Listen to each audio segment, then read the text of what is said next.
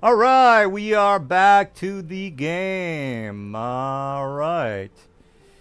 Okay, so last week, let's go over a couple of things that happened last week. All right, so it turns out that there was some sort of a spy in the Harmonium network.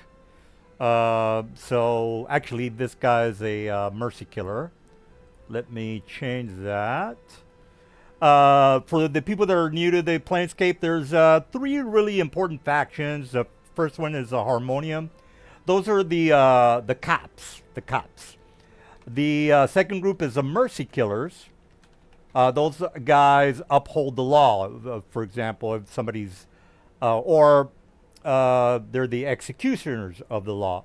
For example, if somebody was to be found guilty of murder, they would be the guys who would, get the person out of the jail and hang them or execute them or, off with their heads, things like that. So the mercy killers are the ones that deal out the punishment for their crimes. And then there's the governors, the leaders of the courts. The court systems is, you go to court, they find you guilty or not guilty. Those guys are the, what was the name of those guys? Let me just go to the faction. Hold your horses. Factions. Where the fact? You know what? I'll just wait a minute. I know I've. Here we go. All right. So those guys are called the Fraternity of Orders or Governors.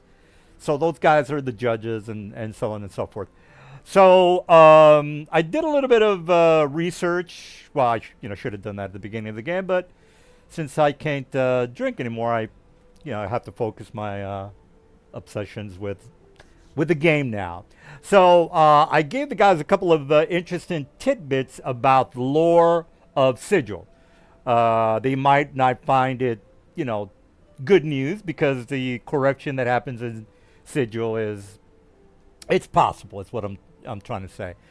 So if you thought that Sigil was a place of, real law and order, that's not really correct. I told the guys that there was a slight chance that anyone can be bribed or they might be a double agent, as in the information that I was given. I gave the guys in the lore section. So instead of them thinking I'm just an asshole trying to set them up, they're like, well, this is what the lore is, so don't get on me. This is what the lore is. So I just wanted to, bring that up. So last week, the guys found that they were trying to break out the Baylor from the prison. They had a double agent that was working inside. They found out, okay, apparently whoever's trying to, break him out is the bad guy. So one of the characters has a probing mind melt kind of power. Turns out that he found out that there was a faction of Sigil that wants to use the Baylor or whoever the Baylor works with. They found out who the Baylor works for, and and they're basically trying to take over Sigil, Biden, trying to subvert the city to some other communism or whatever it is they're trying to do.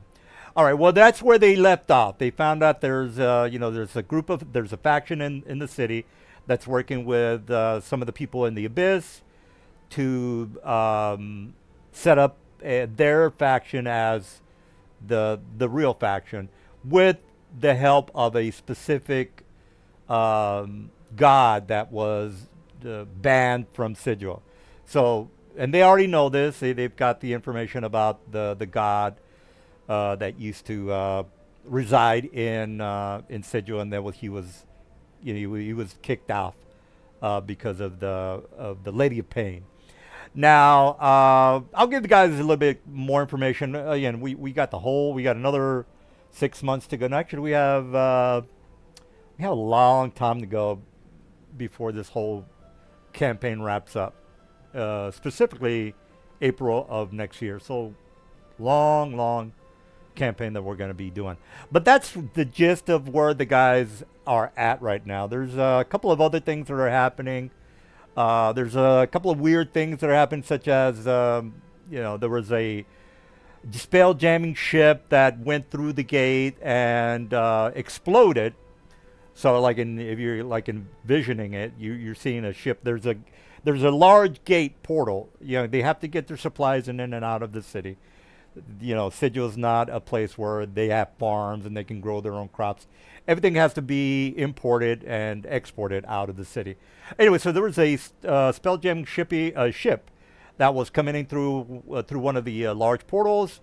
As soon as it went through, or actually was on fire when it actually went through the portal, and it crashed into some of the marketplace of Sigil. The guys were able to, or the Lady of Pain appeared. She vanished the spell jamming ship to where it didn't really. Well, it did some damage to the buildings. There were some fires, very minor, maybe a dozen or maybe 20 people got hurt. One or two might have died. The buildings were damaged, but not to the point where the whole city was, was a catastrophe, is what I'm trying to say. So anyway, the Lady of Pain showed up. She vanished. The ship vanished, and it's kind of like unusual. That doesn't really happen. That's not something that should happen. So that was kind of strange. All right, so I just kind of want to get everybody back up to speed, so we're not questioning what the hell's going on right now. And I'll go ahead and put the guys. Oh, and I do want to talk about. I didn't really do any updates to the city, to the main map. I put the factos. The factos are the people in charge of the factions. So I put them where they belong because I want the guys to not get all confused. I bombard them with probably too much information.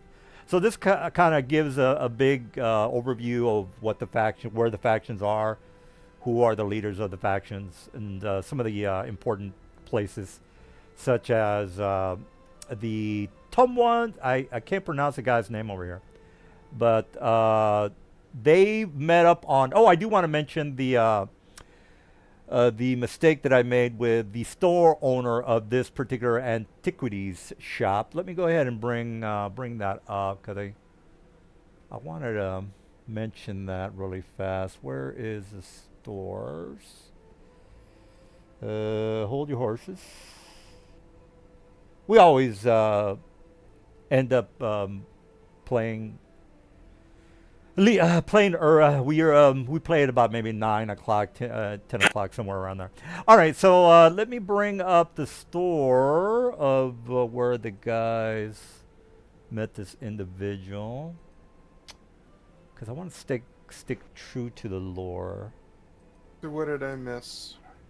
Your character's dead. Sorry to say. So Yeah. So what did I actually miss? I just went over the summary of what happened. All right, let me just mention this part right here. Anyway, what happened to my token? Huh. All right, let me put the correct individual. Where is she? Oh, okay. Well, the token is not correct. Let me fix the token. What did you miss? You can ask the guys what you might have missed. I don't know any specifics.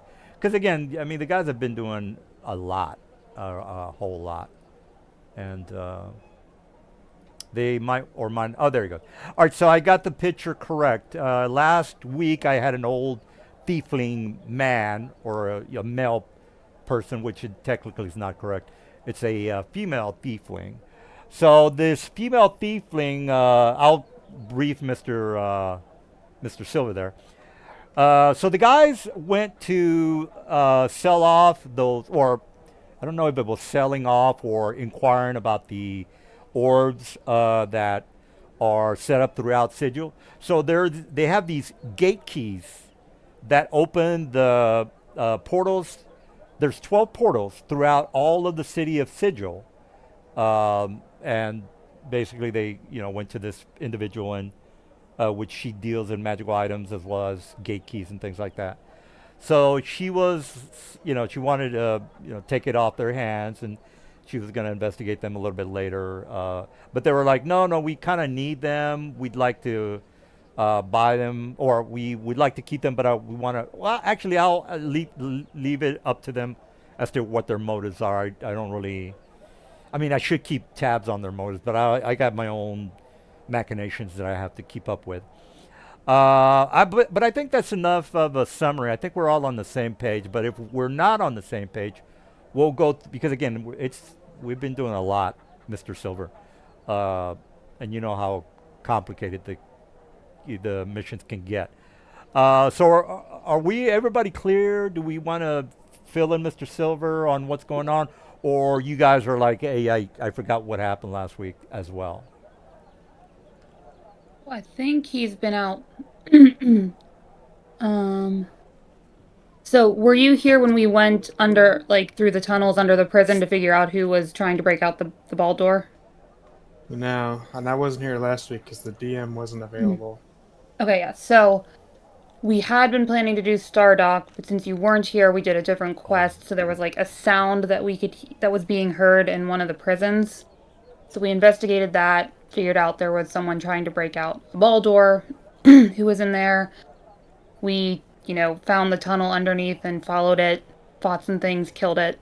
And then last week we started, and the DM told us in the last battle, one of the mages had an orb on them, which then we figured out opened a gate that we passed while we were going around down there.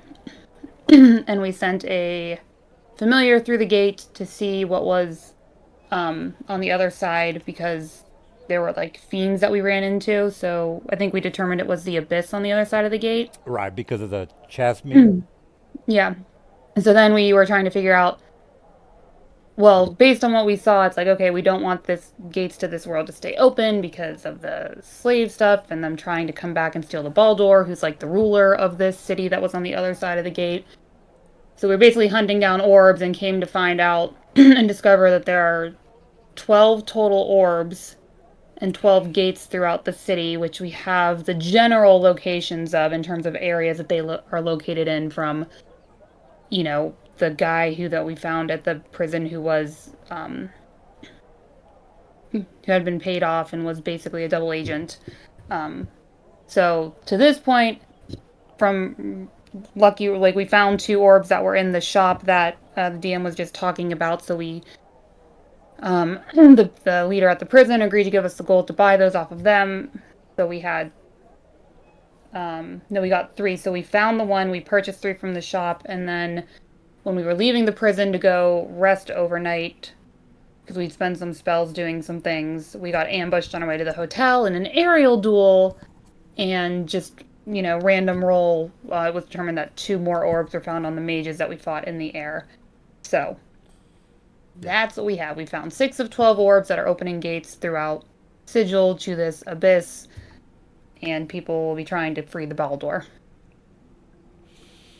Yeah, it's that might be confusing, Mr. Silver, but they.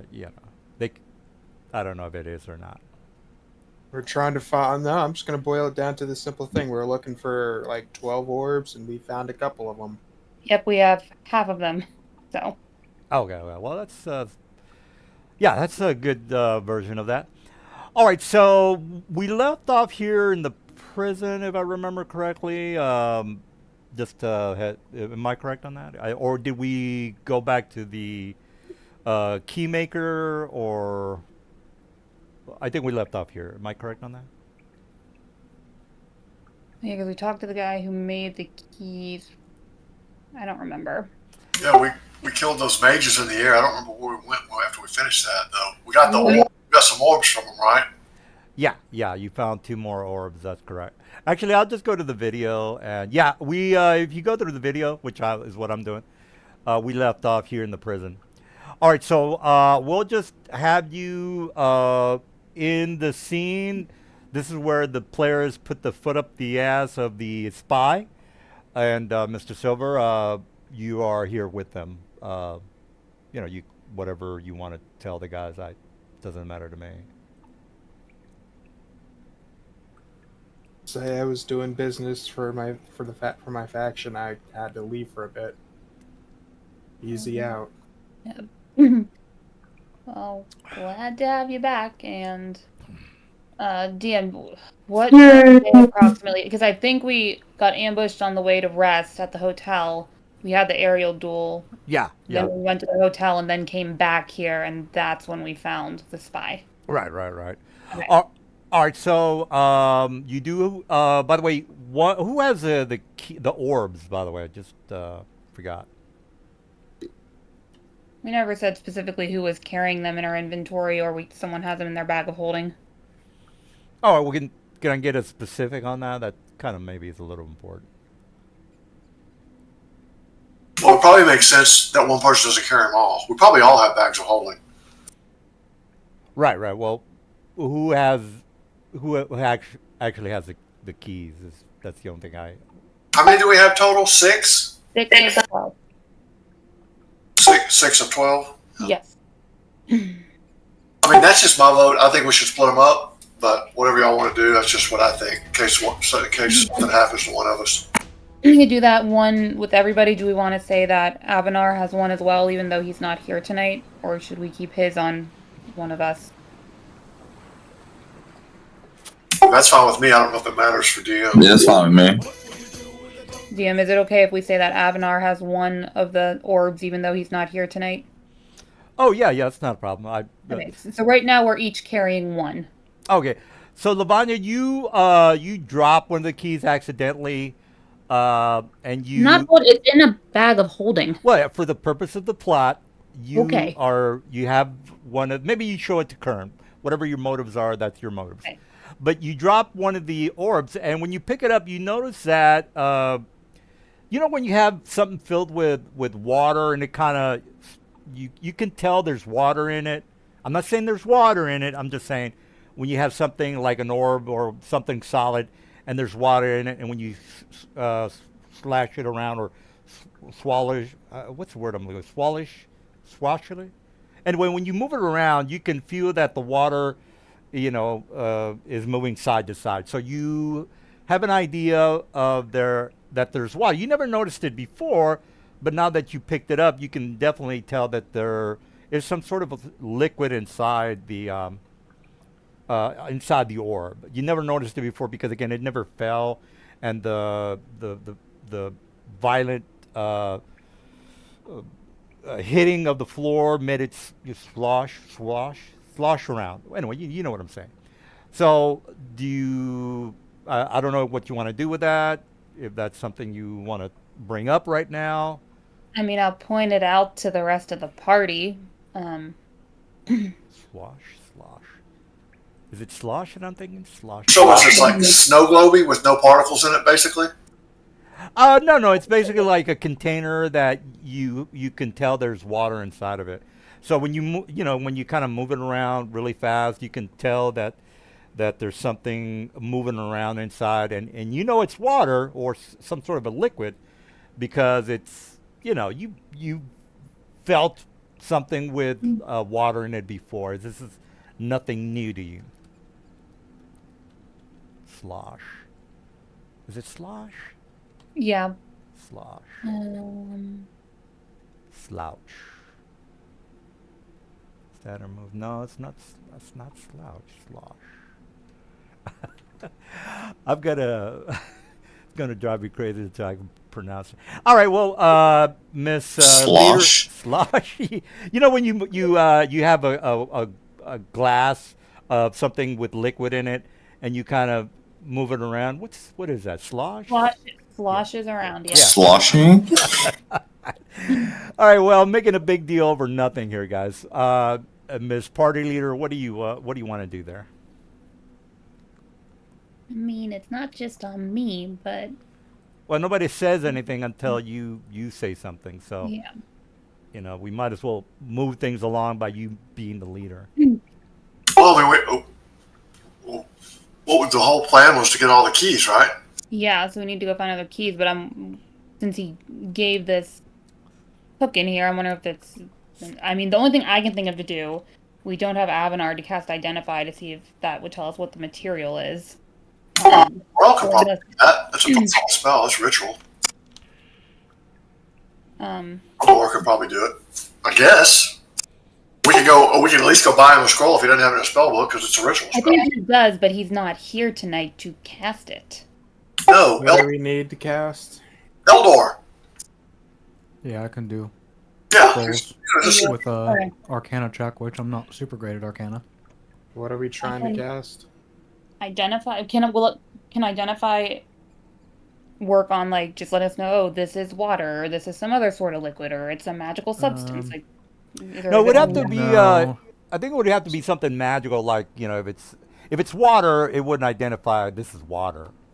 It has to be Identify magical. Yeah. one object that you Identi- must touch throughout the casting of the spell. If it is a magic item or some other magic imbued object, you learn its properties and how to use them. Right. And then you learn whether any spells are affecting the item. and All what right. they So, are. are you guys gonna do this in front of the factoal and the spy and the other guards that are around here? Probably not. we can go back. Yeah, probably not. I think identify the ritual spell is going to take was it 10 plus 1 or identify? I can't remember. Yeah. Well, it It's used to be a 10 10 minute plus 1. 10-minute kind of thing. I don't know if it's still a 10 No, minute. it's a 1 minute, but to do it as a ritual, it's another 10 minutes, so 11 minutes total. We can worry about that in private. Not here. So, I can't remember. Do we have leads on the other orbs? Not the orbs. We have the general locations of where the other gates are. Again, we just found the orbs outside, like not attached to gates, except for the one we found underground.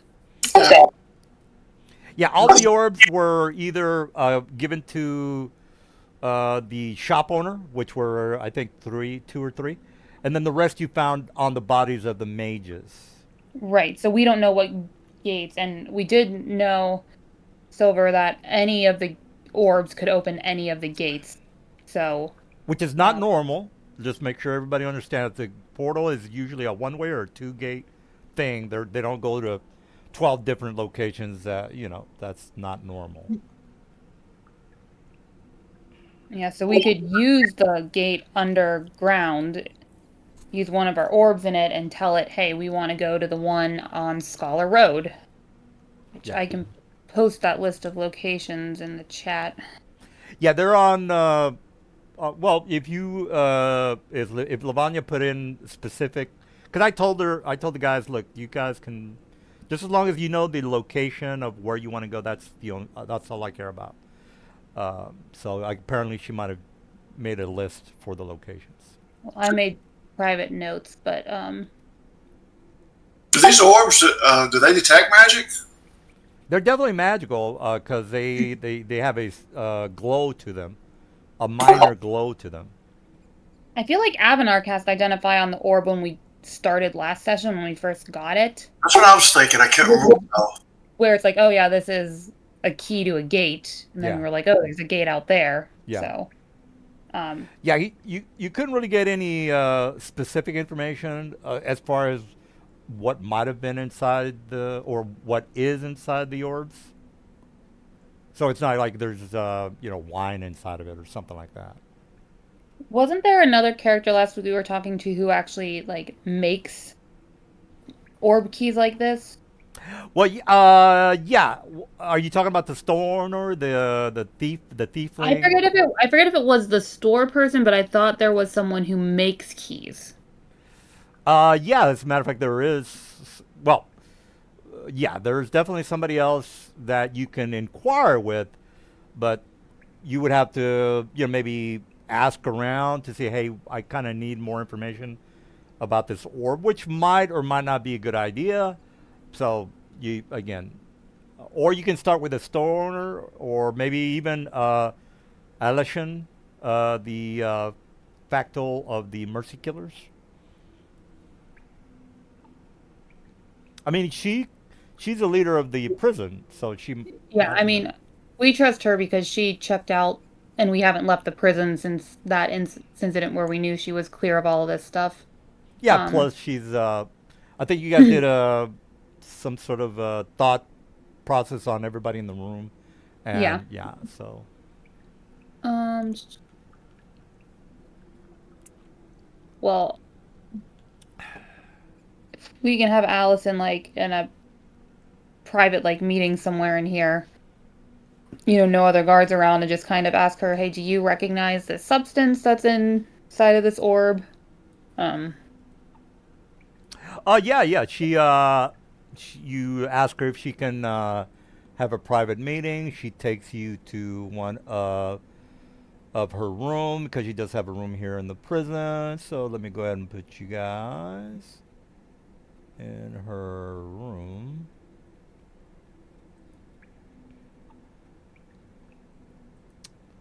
A decent room, not a room filled with gory blood. Okay, here we go.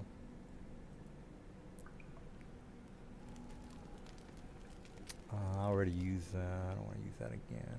This is good enough. All right, let me put you guys in the area. All right, so she takes you into her office and she says, "Did you have what exactly do you want to ask me about?" Um. Just due to the fact that we, just had a spy, we trust you, so we wanted to ask you in private, away from the others. Um. This orb that I have, you know, I'm dropping it. It seems there's a liquid of some sort inside of it. How familiar are you with the orb keys, or do you recognize this substance or know anyone who might be able to help us identify this, as it could potentially lead us to others? Oh, okay. And then she, do you I mean, because she kind of wants to look at it. Do you hand it to her? Sure, I trust her right now. Oh, yeah. So she looks at it and she kind of says, "I think I've seen these containers before. As a matter of fact, one of our mercenaries was killed in battle with some of these creatures that you guys were fighting."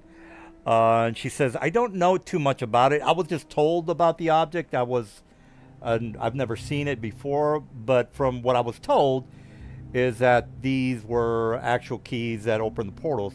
Now, I personally don't know anything anything having to do with portals or anything having to do with magic in that instance, but I do know that there is a fellow by the name of Fell, Fell, who does happen to know a little bit about these magical keys. From what little I know about this individual, he used to be a worshiper of a god by the name of Asokar. Now, our investigations did tell us a little bit about this particular god, and with my information about the history of this this god, he's supposed to be long dead. But this Fell character, he used to be a Dabus, and he was forbidden to be part of the Dabus group that works with the Lady of Pain. He was exiled, is the last thing that I know about him. He basically runs a tattoo parlor shop down in the Hive district, and you already know that there is a somewhat of a quarantine in the Hive district. I wouldn't worry too much about it. We've had some unfortunate individuals that have died due to the fact of this plague that is going around, and we're working on that as we speak. Or actually, the Harmonium are in charge of that particular assignment. But yes, the fellow, the Dabu's name is Fell, and apparently he walks. He doesn't levitate as the other Dabos. He basically walks on normally, and again, he does run a tattoo parlor shop.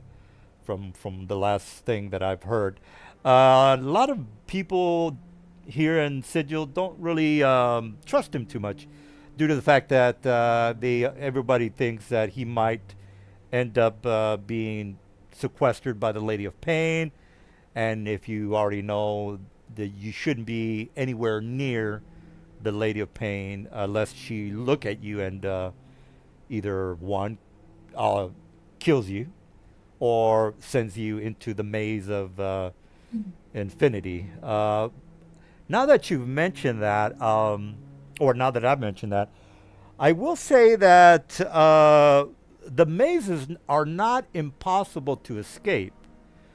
I have heard rumors that eventually people, or some people, eventually escape from the maze. Whether these individuals that are causing havoc in the city are those long ago individuals that used to worship this dead god of Askar.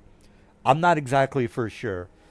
That would be something you might want to ask Fel. Again, he hasn't done anything for us to warrant any kind of investigation on him. But now that you have been involved, and apparently word has gotten around the city that your group seems to have their hands in a lot of the goings-ons in the city. So that might be problematic for you, beneficial for us. But that's as much as I know about these magical objects. Again, I would ask that you maybe speak with him, since this particular god is in charge of these gates. And again, you might as well ask me about the physics or quantum physics, as it would be the same information I could give you over these magical items.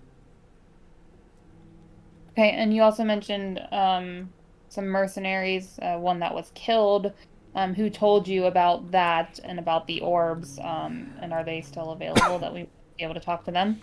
Yes, as a matter of fact, the one of the mercenaries that we've questioned, as a matter of fact, since we've been investigating these so-called worshippers of Askar or whatever. This particular mercenary was found dead, as well as two of his cohorts. And we only found out about this just recently. As a matter of fact, last night. We thought it was unusual, but again, since it might or might not have been due to the plague that's happening in the hive, I couldn't really tell. I did ask maybe one of the the god of the clerics of Zeus, or the gods that are around the city, to maybe do a speak with the dead, but unfortunately we didn't come up with any definite information, so we kind of had a dead end on these individuals that have bumped into these so-called gate keys.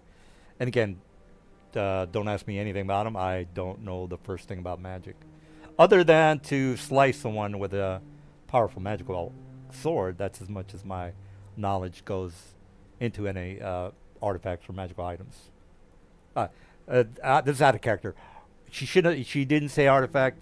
That's a faux pas on my part. Okay. We can go talk to the tattoo artist. I feel like last week we were talking about a plan to try to, was it detect magic we were wanting Avanar to do as we moved around the city, and see if we could kind of sense the orbs? Yeah. I think we talked about it, and then I said something about 1,000 feet, and we came up with that range for the magical orbs. I think it's 1,000 feet from what I remember. That sounds right. Okay.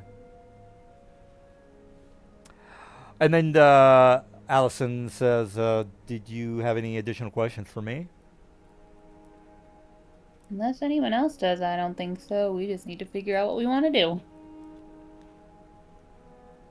And she says, if you have any need of my services, please feel free to call on me whenever you want.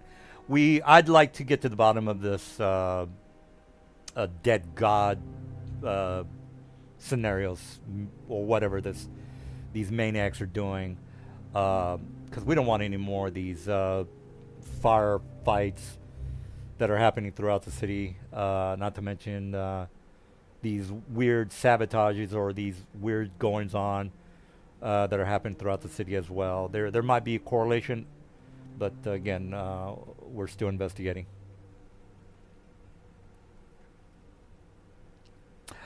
All right. Well, if you don't have any additional questions, I'll put you on the street. Any other questions? Nope. All right. So you guys leave the city or leave her office. You're outside walking around. Um, Now, while you guys are walking around, you're talking about your next assignment. One of the buildings, like this building over here, explodes, and you guys are like over here, just kind of walking around. So let me draw you guys or put you guys on the map. All right, so you guys are over here, and let me work on my explosion macro. Okay, here we go. I'll put it right about there, and then. Okay, well the explosion's not working for whatever reason. Okay, well, there goes my explosion surprise that I was gonna do to you guys. All right, regardless, there was a. Oh man, that sucks. Let me go ahead and just put the radius if I can't put the actual explosion. 20-foot radius. All right, right there. All right, well, my little fireball didn't work, but that's fine. You guys are walking, eating your, waffles, whatever you guys are eating. All of a sudden, there's an explosion here in this building. 2 or 3 bodies fall from inside the building. Everybody's kind of sort of freaking out, and I just kind of maybe want to bring that up. It's a little bit more excitable than I was able to describe, but this might or might not be something important. All right, so does anybody, let me take a piss real fast while you guys think about, hey, the DM's trying to sidetrack us. Should we do it? I'll be right back. Hey, the DM's trying to sidetrack us. Should we do it? At some point, we have to throw him a bone, right? Yeah. At some No, point, you're right. no, we're not doing that. What do you guys think about next steps, trying to find the other 6 orbs? Do we want to go talk to that fell guy? Do we want to just detect magic throughout the city, or near where the other gates are?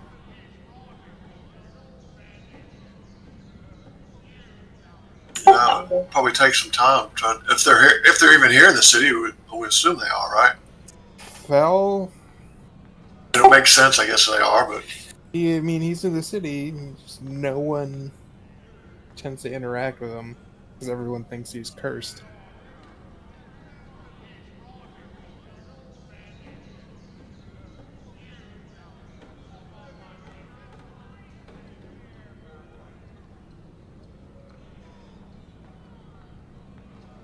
So yes to talking to Fel? Do we want to care about explosion inside city wall? I mean, we could always check it out just to see what it is, because there could be slim odds that maybe it ties to what we're currently doing, or it can be completely separate inside Questy. we'll check it out. Yeah, we're already here. We can at least see if there's someone. Yeah, maybe save a person. I don't know.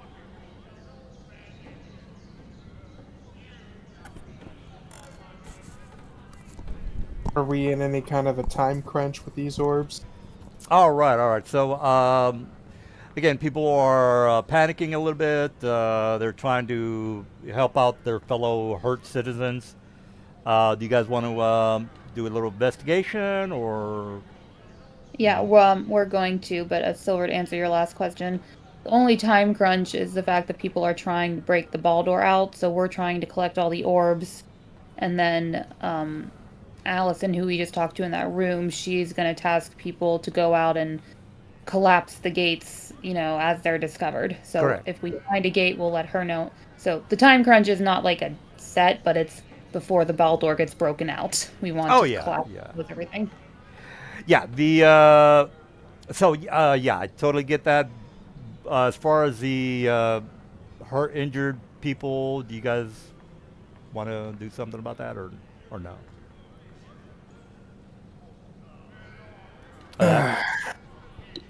Two people you said fell out. Yeah, a couple of people from, well, two people from the building. Their bodies just flew out of there since there was an explosion, and then you have a couple Are of the they NPCs. still alive? Yeah, yeah, the NPCs are attending their wounds. They're trying to bandage them up, things like that. So if you're a cleric, you could do something if you were. Is there a fire? The building is a little bit on fire. Yeah, exactly. I mean, the whole building is almost in ruins. I mean, a third or a half of the building is basically gone. What was the building? Bar, tavern, hotel? Oh, it's basically a merchant shop. They sold bread, I guess. Yeah, bread. It was a bread shop. Bread.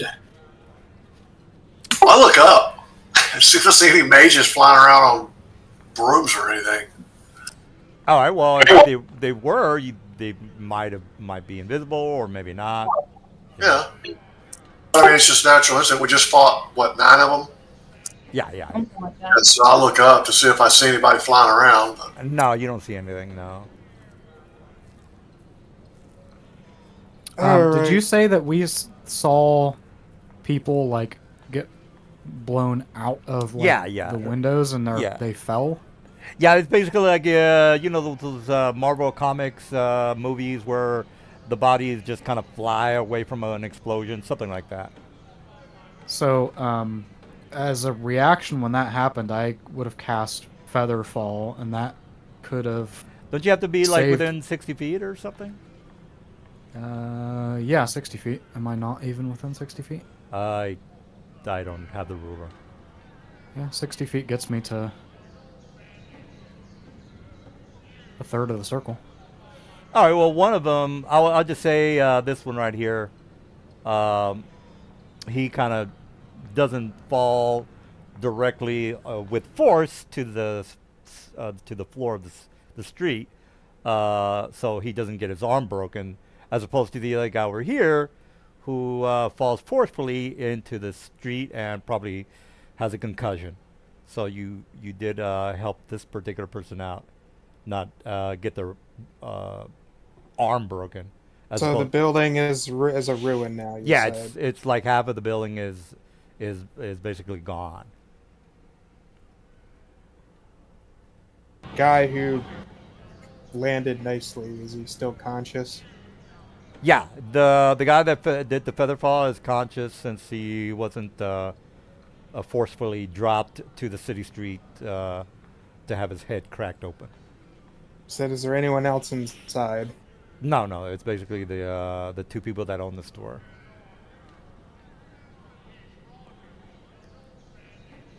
Everybody, What did you do? Well, real fast. Everybody's is a native to Sigil. Am I correct on that?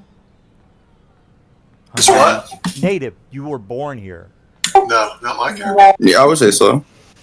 Well, who's native to the city? Me. All right, Mr. Native, you know of a faction called the, let me get that.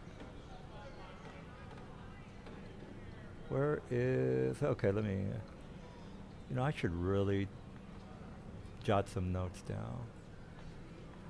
But I'll give you the info regardless.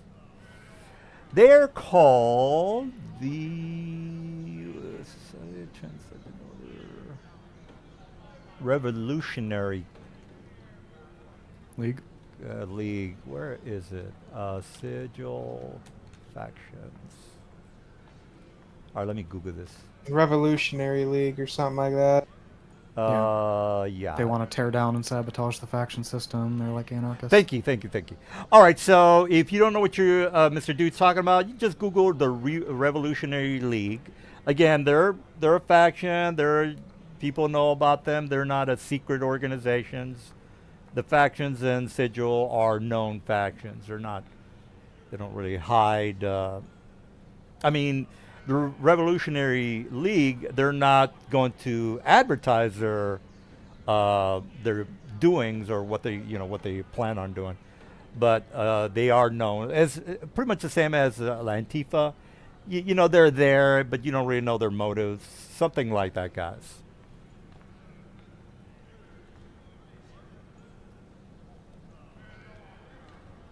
Oh, they're anarchists. They just don't have a headquarters here because they'd be arrested. Exactly. So again, for you guys that might not know what they are, you can, again, Google that because Mr. Dude's gonna fill you in regardless. Anarchies who believe social order, man-made laws are inherently corrupt. All right, you can Google that on your own. So, you think that they might be behind this sabotage, all this chaos that's going on within the city. So, having a spell jamming ship kind of crash land into the city of Sigil is not. That's something that is not an accident. That doesn't happen unless, somebody specifically was trying to sabotage. Now, the second building or this building that just blew up, that's something that is not normal. So, Mr. Owl guy, Jesus, I can't even remember. Mr. Morel, he's native to the city, and he kind of says, "Hey, maybe it's a revolutionary league," and you guys are like, "I don't. Well, what are they?" And then he maybe tells you or not. Yeah, I'll tell you all about them. They seek to infiltrate and dismantle all the other factions. All right. So, whether these things are all tied together, you don't know. That's up to you guys to investigate. All right. They're Well, the perfect faction for the DM because they're completely analogous to the Antifa. I was watching, Twitter, and I got some ideas. All right. Well, do you guys want to? I don't know what you want to do. You want to talk to the store owners or whatever? I don't. Well, they say there's no one inside. There's just them. Okay, I asked them what happened. All right. So you go to this guy who is on the person who owns the store. He looks up. His back's a little hurt, and he says, I don't know. I have no idea what the hell is going on. All of a sudden, we're making the bread, and the my assistant here, my wife, who started to cook or turn on the oven. That's basically when the place fell apart or blew up on us. And by the way, this is out of character. There's no gas. Well, no, there isn't. There isn't any gas. There's no gas oven stoves. Everything's done by logs and charcoal and things like that.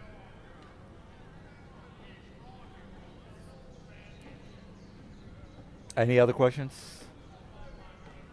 Are flames still burning on the building right now? Yeah, they're still burning. Yeah. I'm gonna grab our blue alchemy jug that we have and say the word for salt water because it can produce 12 gallons of that, and I'm gonna start trying to put out some of the flames with that water. All I right. got so a decanter of endless water. You just want that? Yeah, that'll be more efficient. All right, so you pretty much take out the water. You notice that there are at least 2 barrels that look like the only reason you know it's might be the origin of these explosions is because there is a black soot-filled covering on the area where they might have exploded. So again, if you do a fireball, there's going to be something like a black suit to where you know that this is where the origin of the fireball happened. You notice 2 of these small areas that, again, you've cast fireball a million times. You've seen this pattern before, so you're thinking, okay, and you know that there's dynamite in D&D. This is out of character, by the way. You know there's dynamite D&D. As a matter of fact, I know you're going to make the intelligence check. It's an intelligence check of 15. I know you're going to make it. So if you can just, just to make it legit. All right, there you see. So you definitely can. You've seen this pattern before, to where there's an explosion. There's going to be this black mark on the floor. You notice that, and as well So as it's like a smoke powder barrels were Yeah. exploded. yeah, exactly. So you're thinking maybe when this person started the fire, the barrel that was close to her was maybe opened a little bit to where it ignited the barrels filled with dynamite. Are there any kind of markings or insignia on the barrels that are left? No, she you can't really tell because half of it is, it's completely fallen apart. Exploded, Yeah, yeah. exploded, right. Can we ask the people that are still alive from this where those barrels came from? Who brought them in? And he looks at his wife and she says, I don't remember ordering anything. As a matter of fact, we usually keep our flour to the other side of the kitchen. So and then he looks at her and she looks at him. She says, we don't know. We should have noticed these, but I mean, it's something that you probably don't notice unless you have to actually take tabs on the items in the kitchen, which we hardly ever do. So you run a sloppy business. Well, it's not like we are expecting someone to blow up our building, if that's what you're asking. It's Yeah, just, but most businesses, inventory is a core part of being a profitable business. well, that's true, but this morning is not, again, we just woke up. They might have been here last night. I can't remember. And I'm sorry that I didn't remember, but it's one of those things that I just wake up, we get ready for work, we do our assignments, but unfortunately I didn't notice that these, and again, you probably told them that these were barrels of explosives. Am I correct? Yeah, I'll say it looks like these barrels may have had some foreign residue that was explosive and were set off somehow. Yeah, I'm sorry. Again, it was some. In hindsight, I should have maybe looked through these barrels. But again, we wake up every day. We have the same routine. Unfortunately, I should have maybe noticed that these barrels weren't here last night. My mistake. And then the wife kind of gets a little agitated, and she kind of slaps him on the side of his arm, and she says, "Look, I'm sorry. It's not like I'm expecting to find barrels of dynamite in my kitchen. Give me a break here." And I mean, he's arguing with her, by the way. Do you But have any other employees or anyone that would have had access to your shop overnight? Well, we do have 2 other employees. Unfortunately, they don't get here until maybe an hour later. I wouldn't Do think. they work later than you? Well, we start the ovens and the routine to get everything prepared, and then we have these employees sell the bread goods and help make the breads as well. But they don't get here until an hour. So this is out of character. So it's like maybe 8 a.m. right now.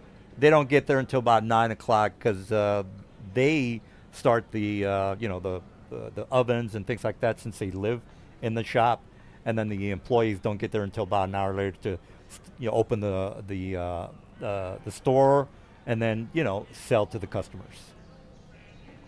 So do the employees stay later then on any No, given no, shift, they like, to stay- close the bakery? No, they stay here. They stay here from 9 to 5. Since we live here, or we used to live in this store, which we're gonna have to figure out what to do about it now. We stay here the whole night. We might get up in the middle of the night and maybe check the warehouse to see if we need any additional supplies. But that's if we have nothing better to do.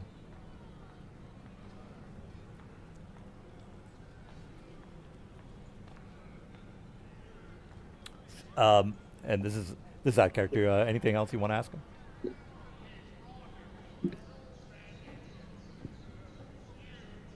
I don't know of anything else. Anybody else have any ideas? I have nothing else to ask. Yeah. Okay, okay.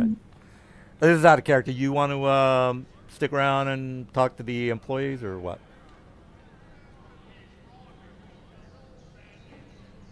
Sounds like a typical case of local terrorism.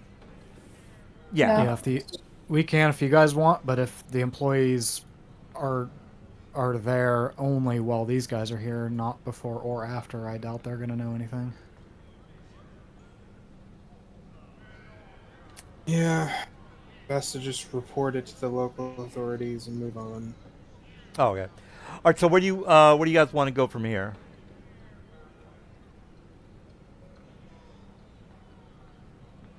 Well, I think go back to the orb quest, and I think we decided to go talk to Fel. Unless you Oh guys yeah, want Fel. to Yeah. try to, unless you guys wanted to follow trying to figure out who did the explosion, but seems like a side quest to me. Yeah, yeah. I mean, you guys know how I do things. So, it's up to you. Let's go do what we. I'd say go do what you were already doing. Oh, okay. All right. So I hate to pile it. Well, actually, I don't hate to pile it up on you guys. All right. So you guys are walking through the street. There's a little kid, a courier. He hands whoever, doesn't matter to me who he hands a letter to, and says, "Sir, I have a letter." And then you guys you've been here long enough to know that you usually pay the courier like a silver piece or whatever what you feel that you have to give. But couriers are normal in the city, so just a heads up. This is not like out of the blue kind of thing. People usually use couriers to send mail or messages to other store owners or whoever. Again, that's their mail of Sigil. Anyway, so he hands you. It doesn't matter who he gives it a letter to, but can somebody say, "Yeah, I got the letter. I'm going to give him, 0. I'm going to punch him in the face or whatever." It doesn't matter to me what you do to him.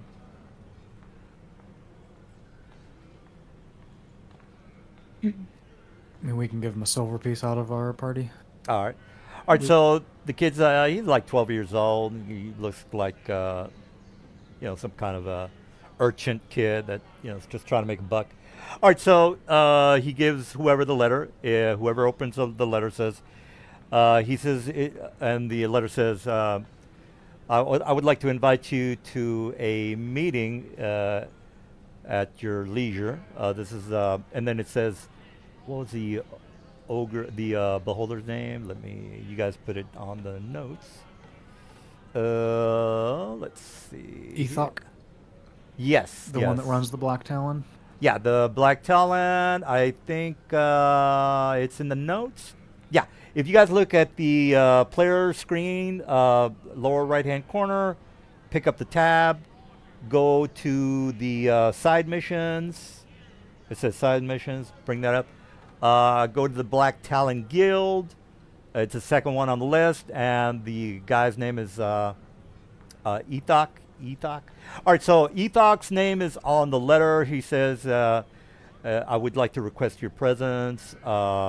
It's in due to the assignment that we were mutually involved in, as well as other matters that I would like to discuss with you.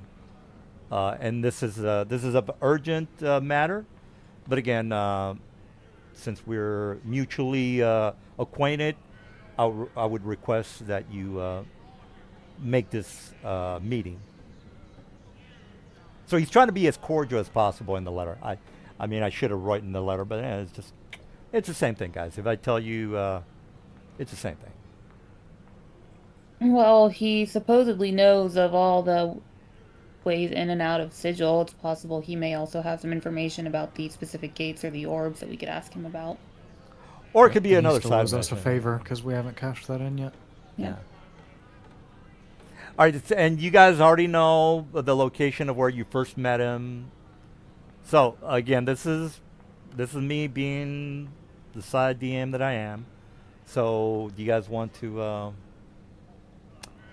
you want to meet the guy or not? I'm down for it. Yep. All right, so let me go ahead and put you guys.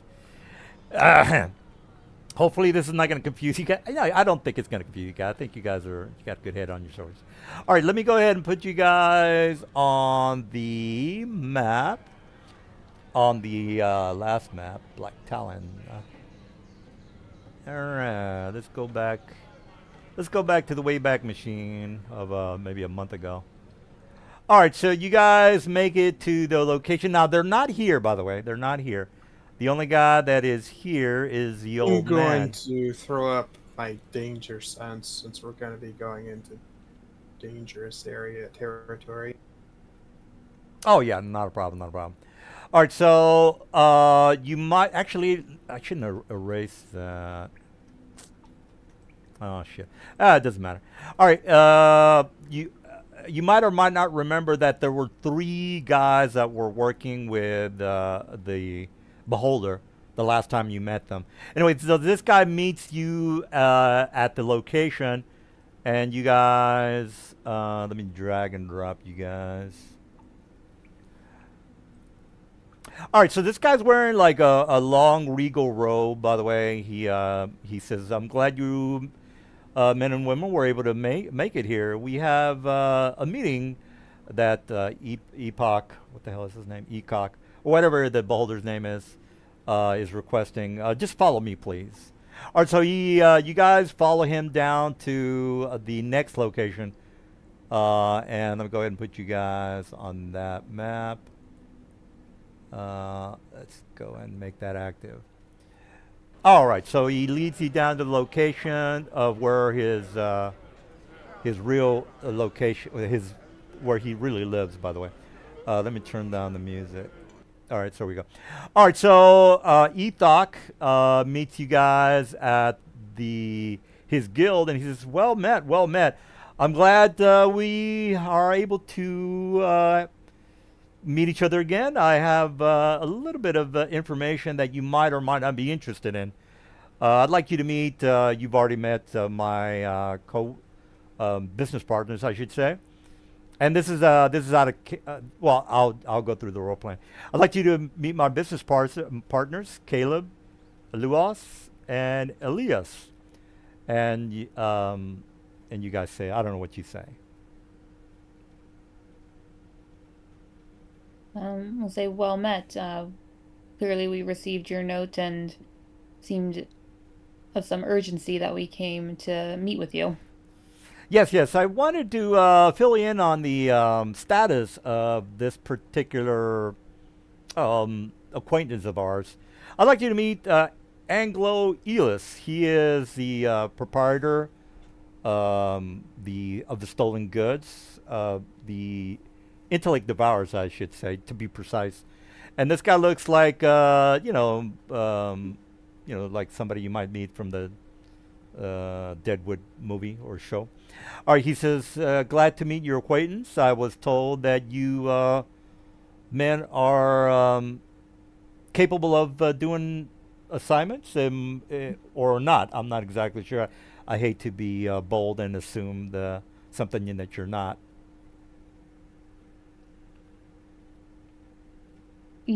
Well, yes, we are capable of taking on assignments, though we do not take on all assignments we are requested of. Well, then he looks at Ethok and then the Beholder, and then he looks back at you. Says, "All right, well, let's fill you in on this. We might as well get down to business."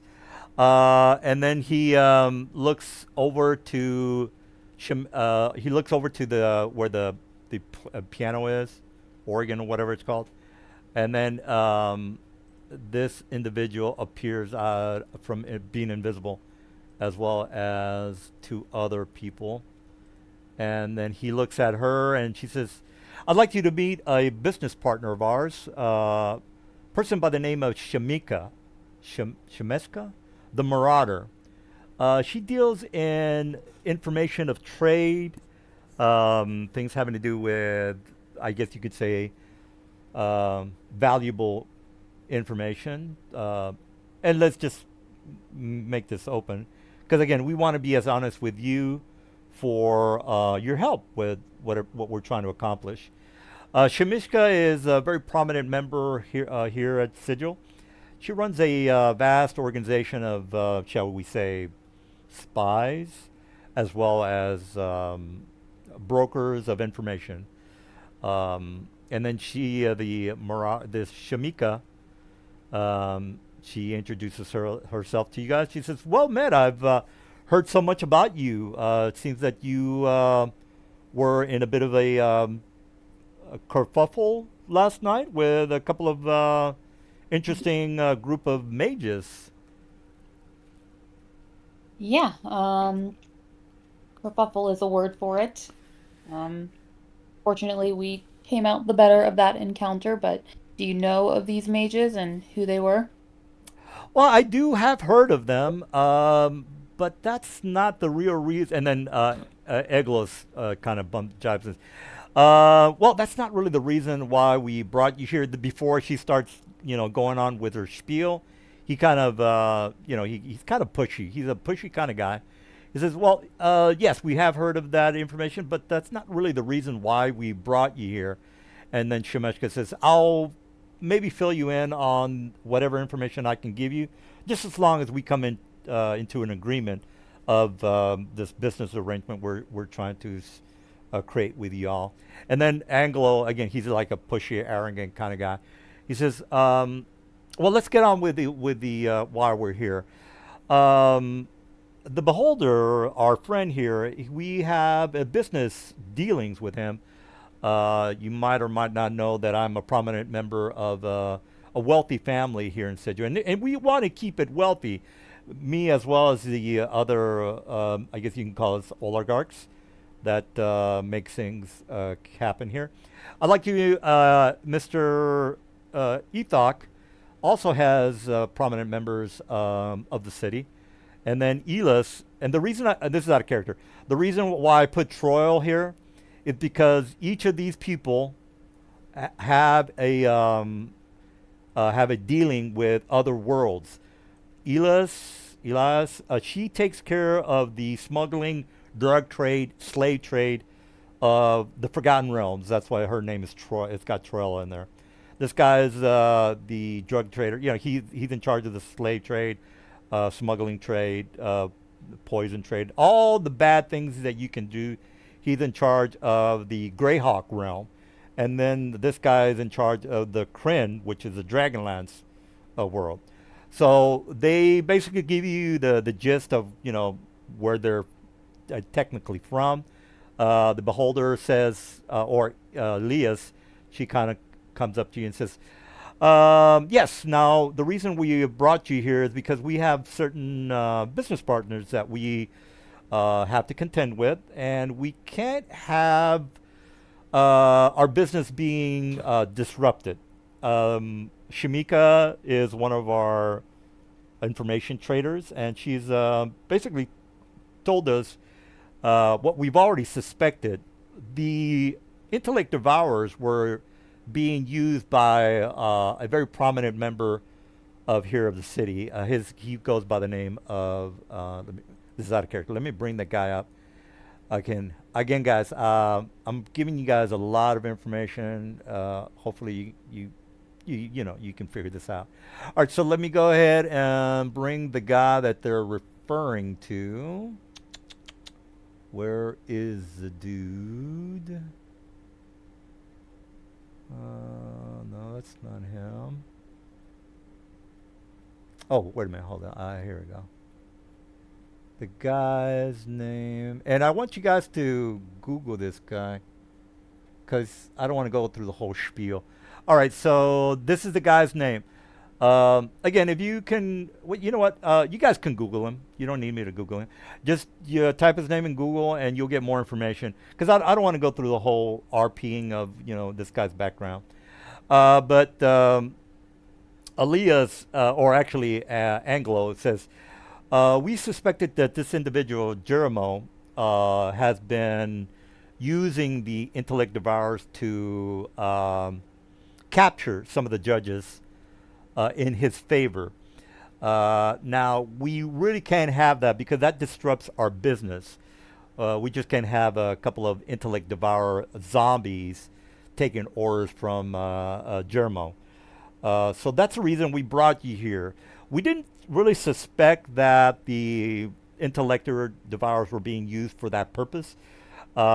Fortunately, Shemeska did give us information that they're being used to take control of the judges in Sigil.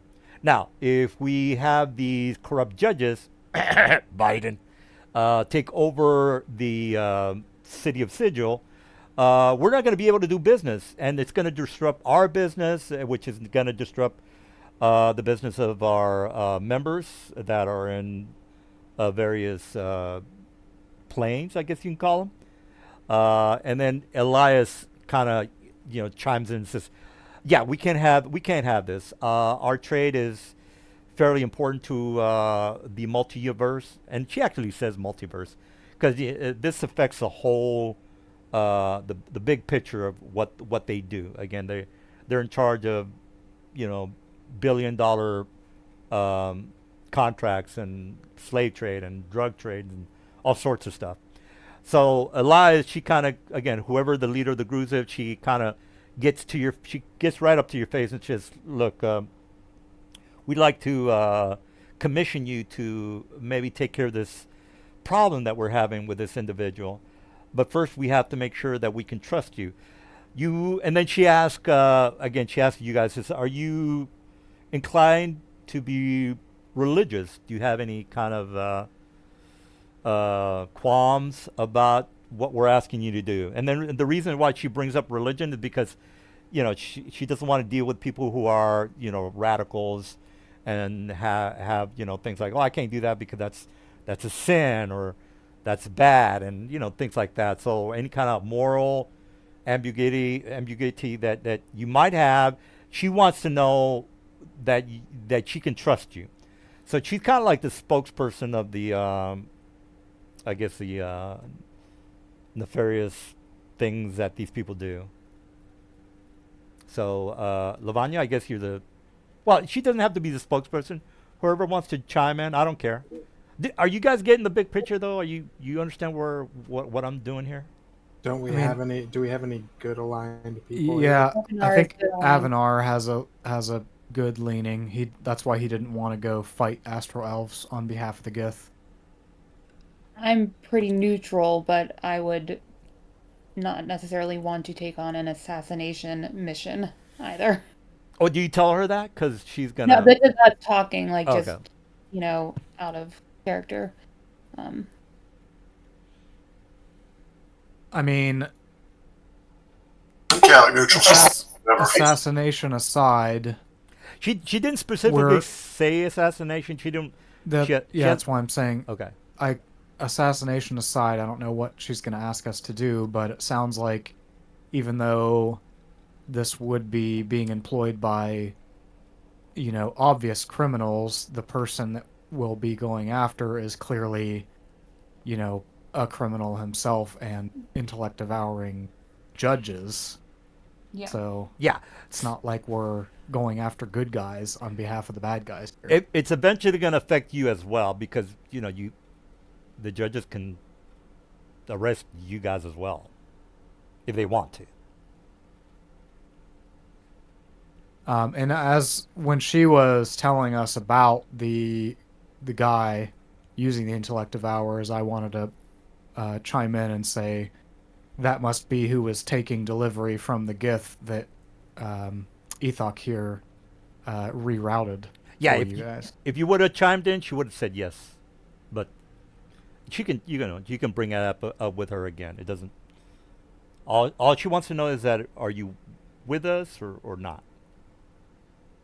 So I can't speak for Avanar. I know he had some morality, but like I said, we're going after bad guys here, just on behalf of bad guys. So I have no problems with that. All right. Well, I mean, like,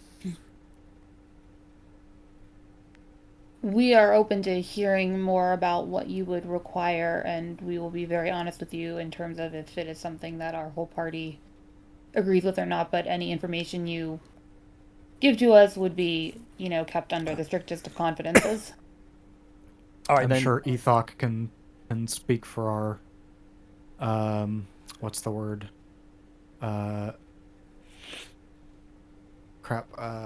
Basically our ability to not blab. Yeah, I think yeah. is the word I wanna He say. trusts you guys. He thinks that you guys are good guys. I mean, well, not good guys as in, paladins or anything like that. He just says maybe these guys can help us out. So Anglo said, or the Elias, she looks like she's taking the lead here. She says, "Look, we wouldn't want you to. We would take care of Jerome first, but we have another matter that we have to take care of first. The first thing is we have to do is make sure that we don't have any more infiltrations of the intellect of ours. That's really the reason why we brought you here. We'd like to book pass. We'd like for you, or we'll pay you for this assignment, by the way. We'd like to put for you guys to book passage on a spell jamming ship to go to these individual areas and take out the connections between Germo and the mind flyers who are basically giving the intellect of ours to Germo. So if we can maybe have you guys take out the producer of these intellect of ours, that way we can move forward on actually finding out which individual judges have already been taken over. We'll take care of that part. We'll do the investigation. We can't do everything as far as taking out Jermo now. He's this is out of character. He's too high of a level for you guys to take care of anyway.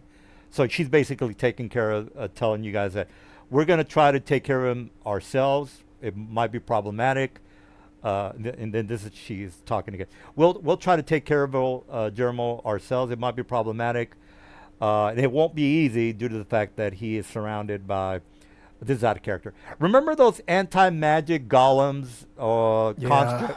Yeah, Magic golems with anti-magic fields. Yeah, she. Yeah, you love those guys. Well, he's surrounded by bodyguards as well as those anti-magic golems, and then Elisha. She says he makes it obvious to anyone thinking about assassinating him to try and take him out. So he's a bit of an arrogant asshole. And he has means to take anybody out that he wants. Not only does he have his entourage as well as his bodyguards to stop anyone from harming him, but his palace. This is out of character. Let me show you where he lives because he is one of the top dogs. And by the way, if, I don't know if you guys Googled him, but that gives you guys a little bit of background on the guy. Let me put you on his. Where he's at. He owns this palace up here. Where is that? It's up here somewhere. It's all right, well, it's up here somewhere from what I remember. Anyway, if you Google the guy, you'll get a lot more information. Oops. You'll get a lot more information that I can give you guys. Or breaking this down into the nutshell here after all of this. They want us to go take a spell jammer back to some random supplier and take out the people sending. Sounds like mind intellect flayers, right? Yeah, to take out the people sending these intellect devourers into Sigil. And then Anglo says, we would like you to procure or find this individual or mind flyer that is supplying Jermo with these mind flyers that we can't have. Yes, exactly right. That is correct. The passage would be to a city name of Skullport in the location of Faerun. I'm not exactly sure if you ever heard of that location, but it's filled with, how does Obi-Wan say it? scum and villainy. Wretched hive of scum and Yeah, villainy. there you go. Exactly. So he's saying, look, we'll pay for your passage. All we want you to do is go to Skullport, find his connection, take him out. That way we don't have to worry about any more of these intellect devourers coming into the city and possessing the judges that that are going to make make Sigil a communist city. Well, he doesn't say communist, but I just want to emphasize what's at stake here, guys. And again, they can't have a. Well, again, I don't want to say communist city or anything like that, but just to make sure you understand what would happen if the city were to fall into communist hands, and all this capitalist mumbo jumbo crap, these guys would be out of business, as well as more than likely be shot, assassinated. And just for you guys to get the big picture, we can't have these guys. Well, they don't want to die. They don't want the city to fall into communist control. And again, it's not communist, but just for everybody to be on the same page, that's where I'm going with this. So Angela says we'd be happy to supply you with anything you need. Find the Mind Flyer, maybe take out him as well as the den of intellect devourers that might be supplied to a Jermo. Don't worry about Jermo. We'll try to take care of him ourselves. This is out of character. Probably not. But you guys get the idea. The first thing they want you to do is to cut off the supply between Jermo and the Mind Flyers that are currently possessing the judges. That is not a good idea.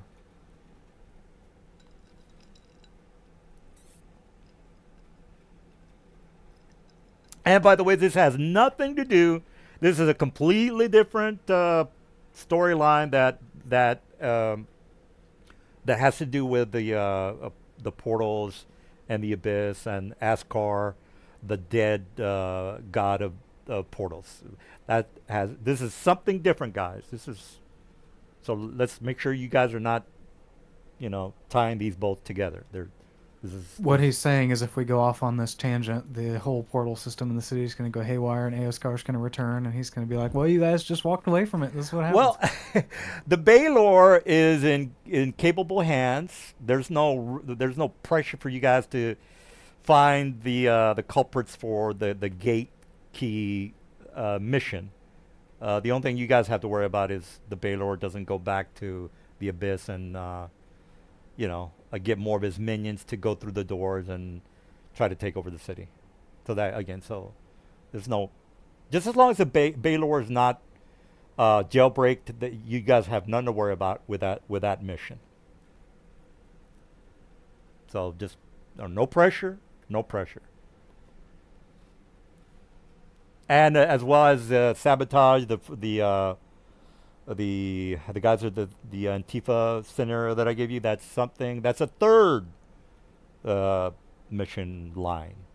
So there's really 3 mission lines that are happening right now. All right, hopefully that doesn't confuse you guys, and you're clear as Azure sky and deepest summer on what they want you to do.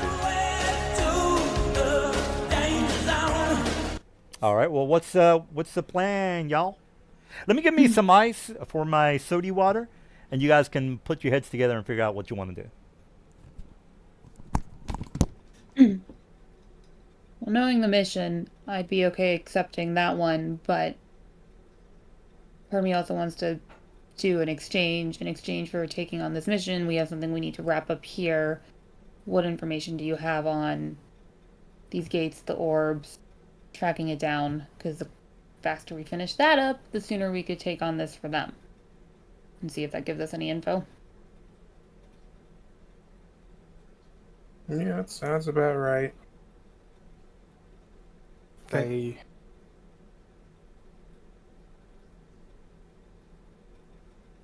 So I guess we're just basically done with the orb thing. I guess there's no point in doing that based on what he just said.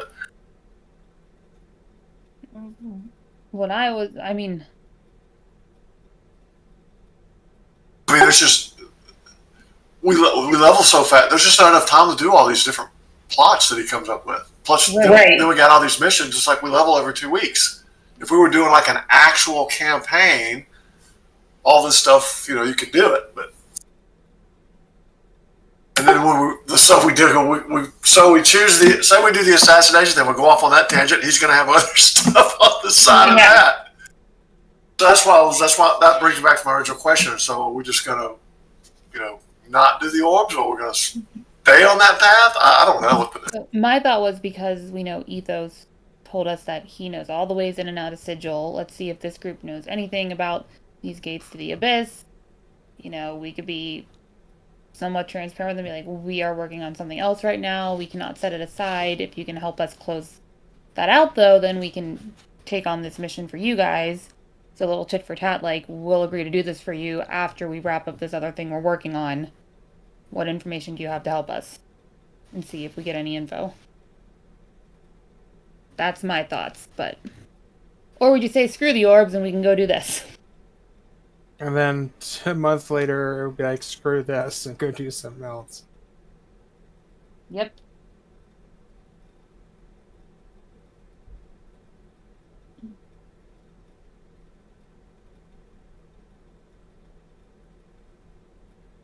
Yeah, just see if they know anything about these orbs, and if not, try to get the orbs done first. We're not stretching ourselves like putty.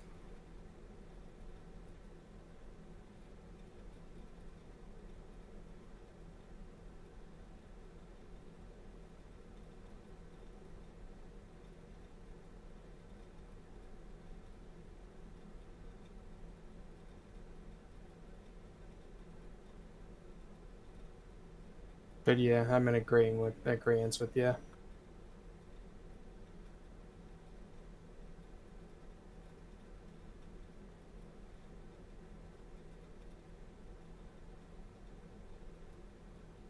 I don't hear anybody else talking, so I guess that's 2 people for that. Okay.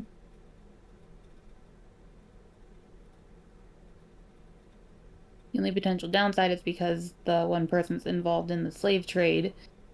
If they have any workings with the slave trade in the abyss, then they may not like that we're trying to essentially shut down routes to that realm. All right, sorry about the delay here. What's the vote here? What do you guys want to do?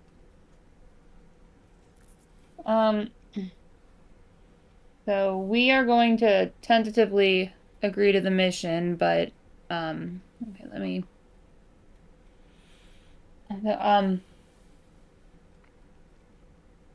this whole scenario sounds like a big problem, not just for you, but not good for Sigil as a whole. For that reason, we are interested in aiding you in this. However, we never try to take on more than we can handle at one time, and we are in the midst of another task right now that we feel compelled to wrap up first. If you would be able to give us any more information you have about the mages who attacked us, or potentially some other information we can give you about what we're working on to help us close that up, that would free us up to aid you sooner.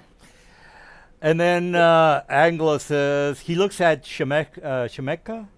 She's actually a real important person in Sigil, by the way.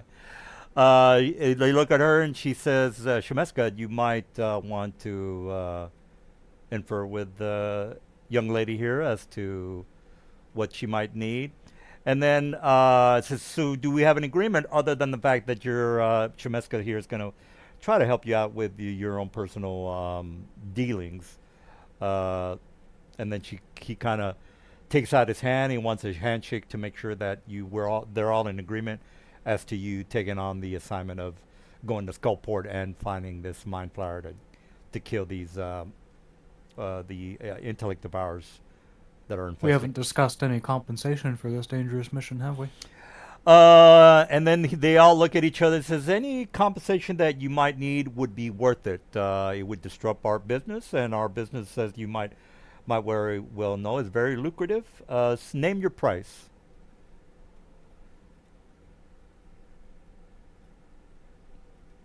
And that's Anglo talking. He's What do you guys the think? He's the powers booth of the game. You know, he's a fairly evil guy. I mean, everybody here is sort of evil, but this guy's like, he'll bitch slap women all day long. Yep. Yeah. I don't know if you ever saw Deadwood. That guy's pretty hardcore. But he kind of does help the prostitutes out, which doesn't make him all that evil. All right, regardless of that, did you want to? Anybody want to chime in? Anybody before the meeting is over with? Wait, yeah, I'll pitch up. As we said, depending on any information you give us, we can finish our current task faster and help. And we'll be happy to help you after we get this done here. And they kind of just again they shake hands with Lavanya or whoever. It doesn't matter to me. As for compensation, how would you guys? I've said this out of character. Or how would you feel about maybe getting something like a cubic gate? You know what? A cubic gate wouldn't work here in Sigil, by the way. No, but it would work elsewhere, and that's where it's important. Oh yeah, they can. Yeah, they don't care about material Okay. goods. I don't care. It's not like we didn't really need money. I was thinking more like a spelljammer or something. Yeah, the spelljammer is probably going to have to wait. Sit down my price. That's what I say. Yeah, on us. The whole mission involves being on a spelljammer ship that they were going to pay for our passage anyways. So. Yeah. What I meant to say, the spelljamming mission of, whatever it is the mission was, that's kind of sidelined. But that's what he's saying, that when we're ready to do that, if we ask for our own spelljammer as compensation, then they also don't have to cover our passage on other spelljammers. You want an actual ship. Well, Mr. Silver, I don't know. Well, maybe you guys do know that you have to have a crew. You have to. There's a lot of maintenance involved with a spelljamming ship. You have to have the maid. Some of them are pretty small crews. There's 6 of us. Yeah. It depends on the ship. Yeah. Well, it depends on the type of helmets on it. Well, I haven't researched all the ships, but if you can name the ship, we'll do a research on whether there's crew involved or not. Again, we'll research all that because we got to play by mechanics of spelljamming ships. I mean, either way, we can hire crew, but we just want to know if our own spelljamming ship would be a reward that they could offer us for the compensation. And they'd say, well, we can offer you monetary value for the ship, and then you would be able to buy whatever ship you want. Unfortunately, there's not a shipyard of spelljamming ships in Sigil, but whatever the price of the ship would cost, we would compensate you for that amount.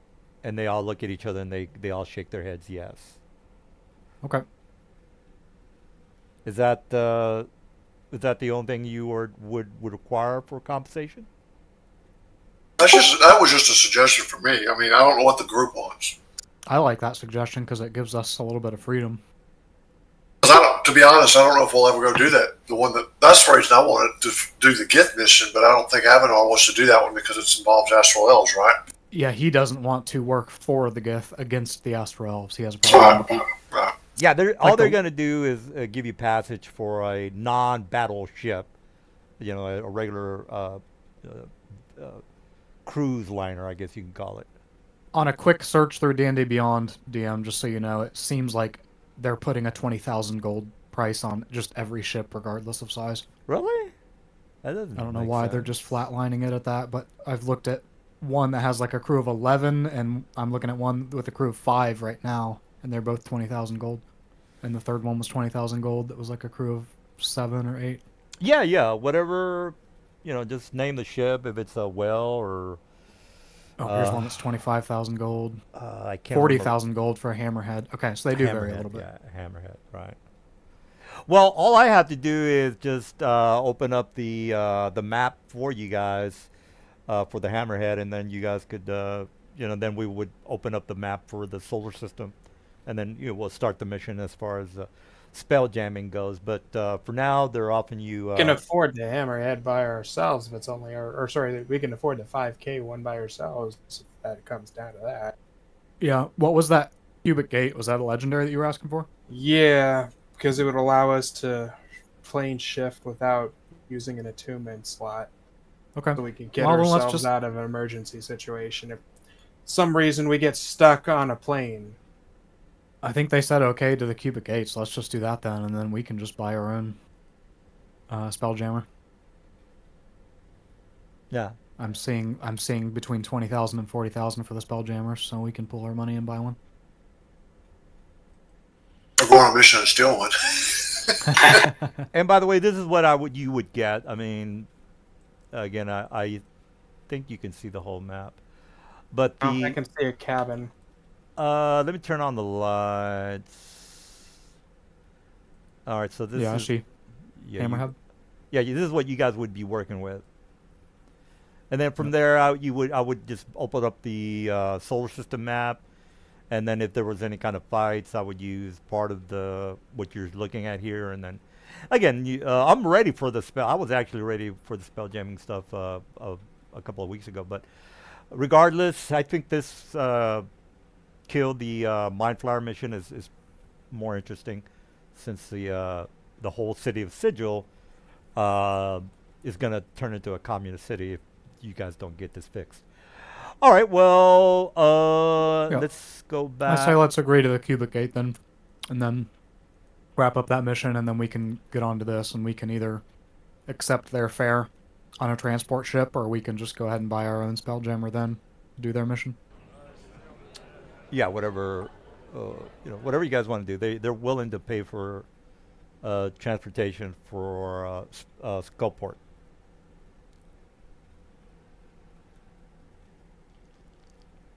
And you won't be you're going through the Star Docks.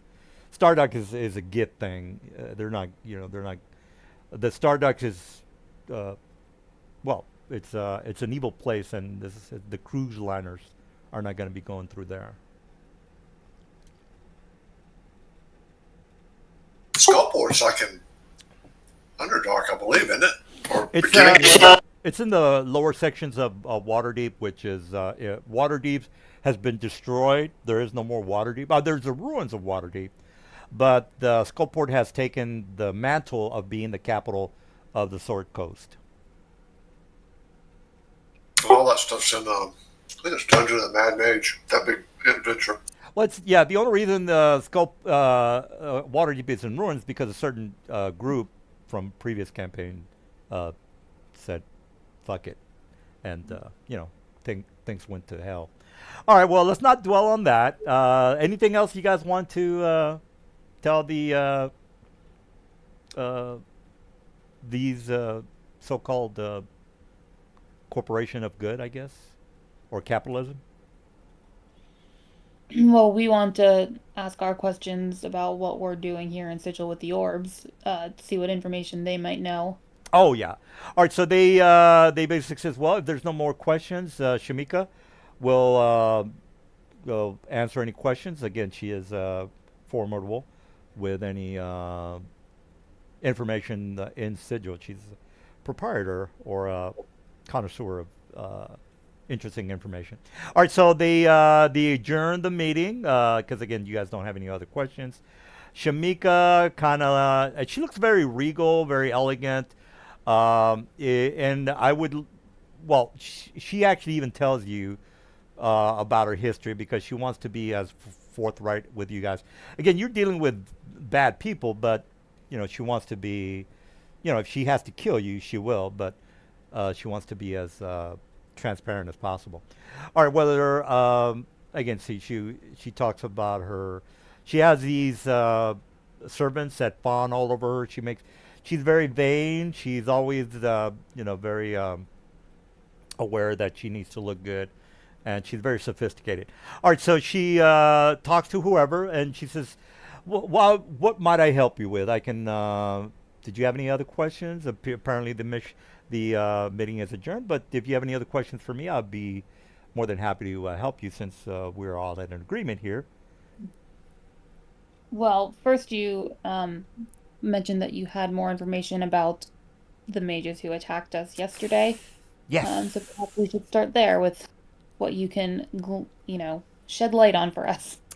Well, let's just say a little bird has mentioned that the faction, certain faction, which is, let's see, the sign of one.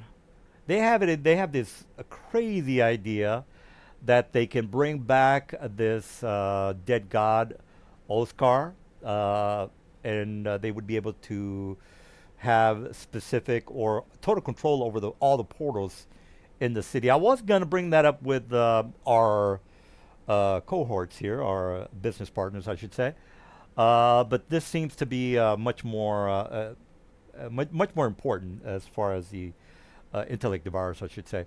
So these particular worshippers of Askar were banished by the Lady of Pain a couple of years ago. I think maybe it might have been 10 years ago. They were banished since they were trying to take over the city. And if you might or might not know, the center of the city still has a couple of their acolytes. And then she starts telling you about the. Let me go into the city.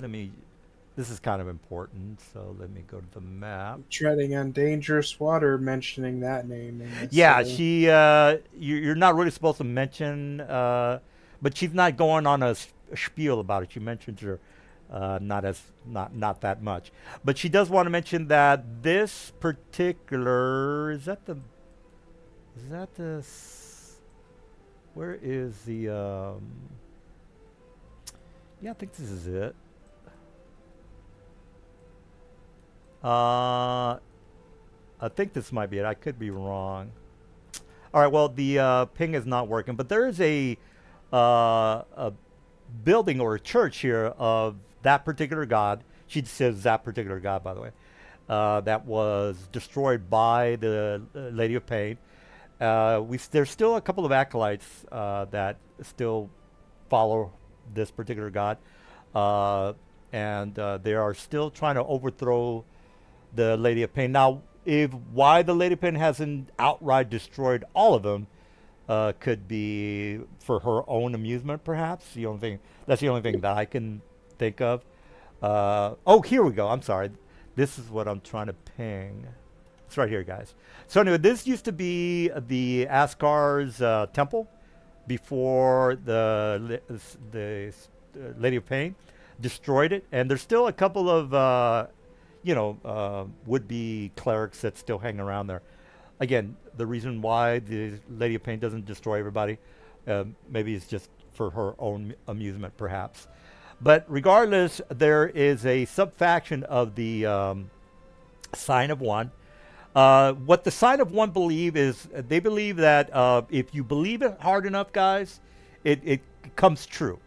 So they can believe that they want a ham sandwich and they concentrate on it long and hard enough that sandwich will be in their hand. That's what the faction's all about, is what you believe will eventually come true. I mean, there's more details about that, guys, but I don't want to go through all the specifics. You guys can Google it. You don't need me to Google that. But feel free to Google it just to get an idea of what the core of their beliefs are. Anyway, she mentions that they're trying to bring back. Again, they don't mention her name, as Mr. Silver's referring to, Asakar, but I'll for out of character, they're trying to bring her back, and that's really what that is all about. Anything else you want to mention or ask her about? I'm gonna ask the part like out of character. Do you guys think I should show her the orb and ask if she knows what the liquid is or anything about it, or do we not want to show it to her?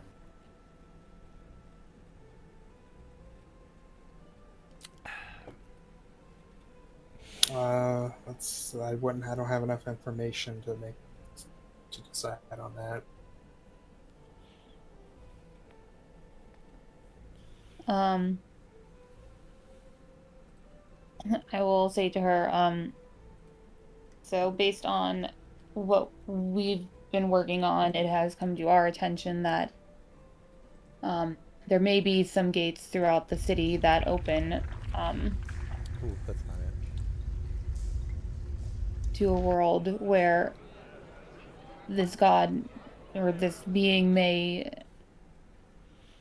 exist or have more followers, and we are attempting to shut down those pathways.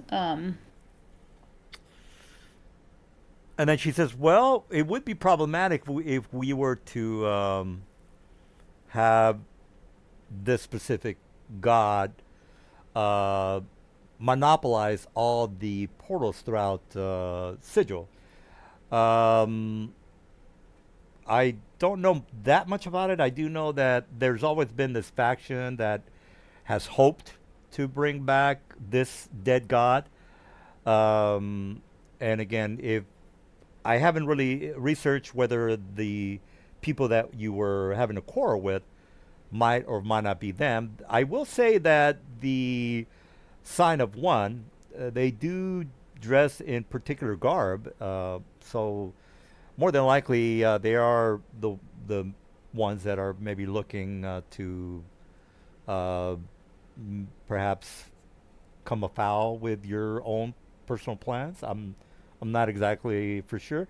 I could look into it, but other than the fact that these particular factions have always tried to bring back this particular god to stifle movement throughout Sigil, that would be problematic. I would think that you would have more problems in your hands since they do know of who you are. Since again they followed you from what my informants have mentioned, you have come afoul with these particular faction, and the faster you would maybe take care of them, the faster they would be less to try to kill you. And Um, Go ahead.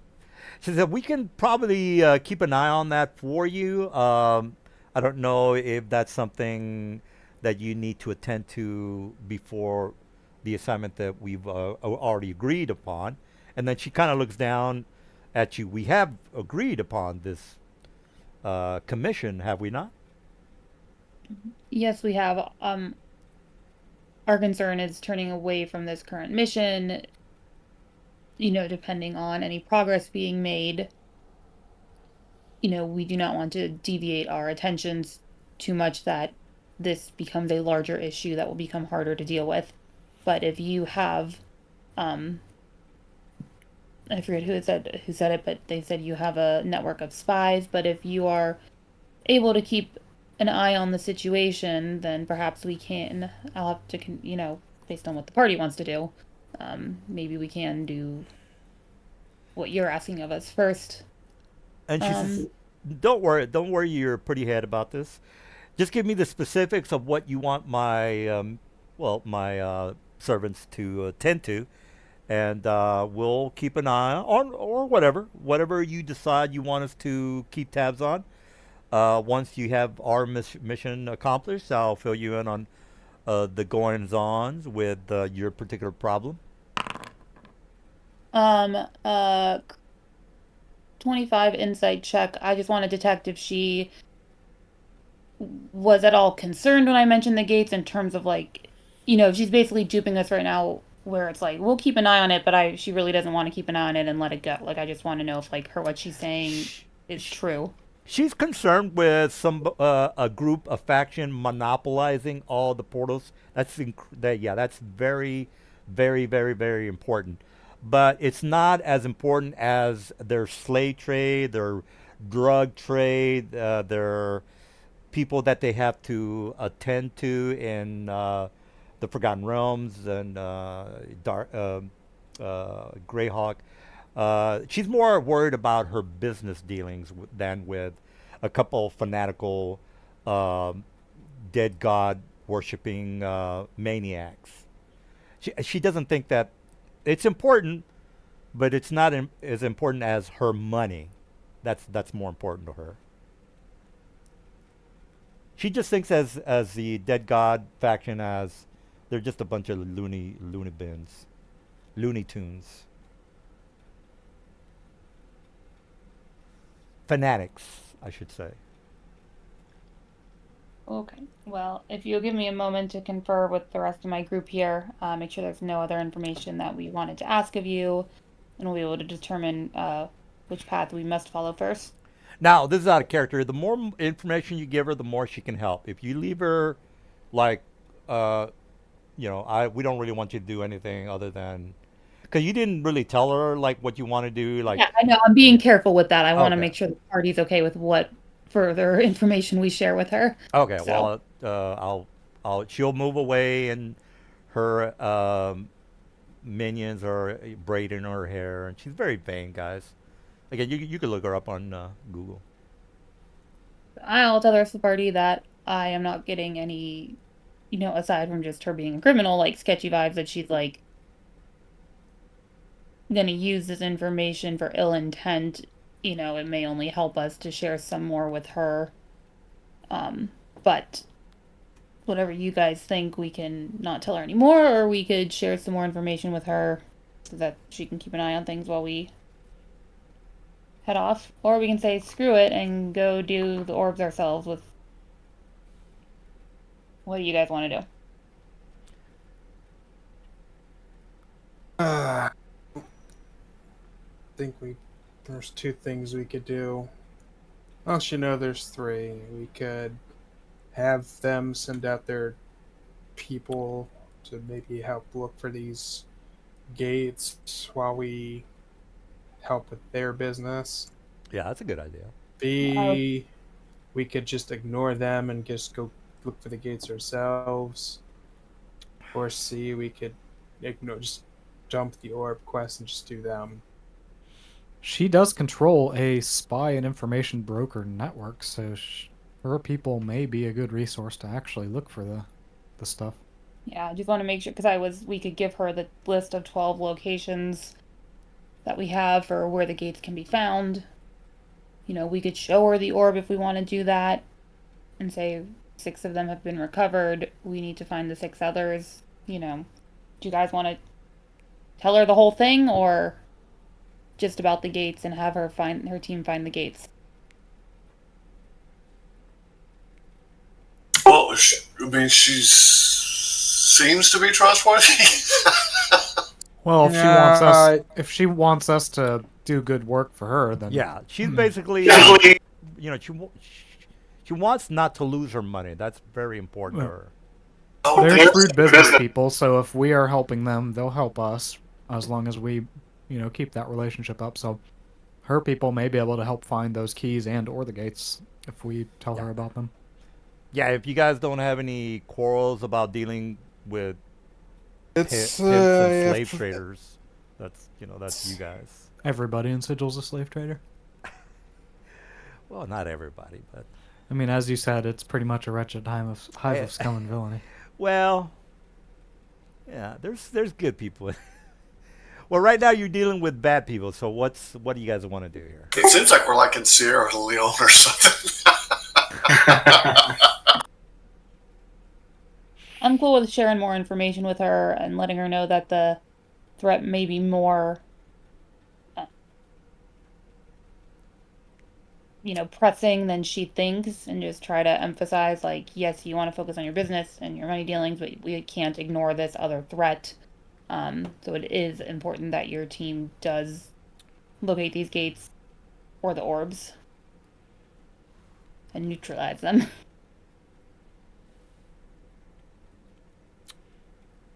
Well, I'm waiting. Yeah, we'll kind of fill her in and say, like, so this is what we would need to feel comfortable taking on your mission right away.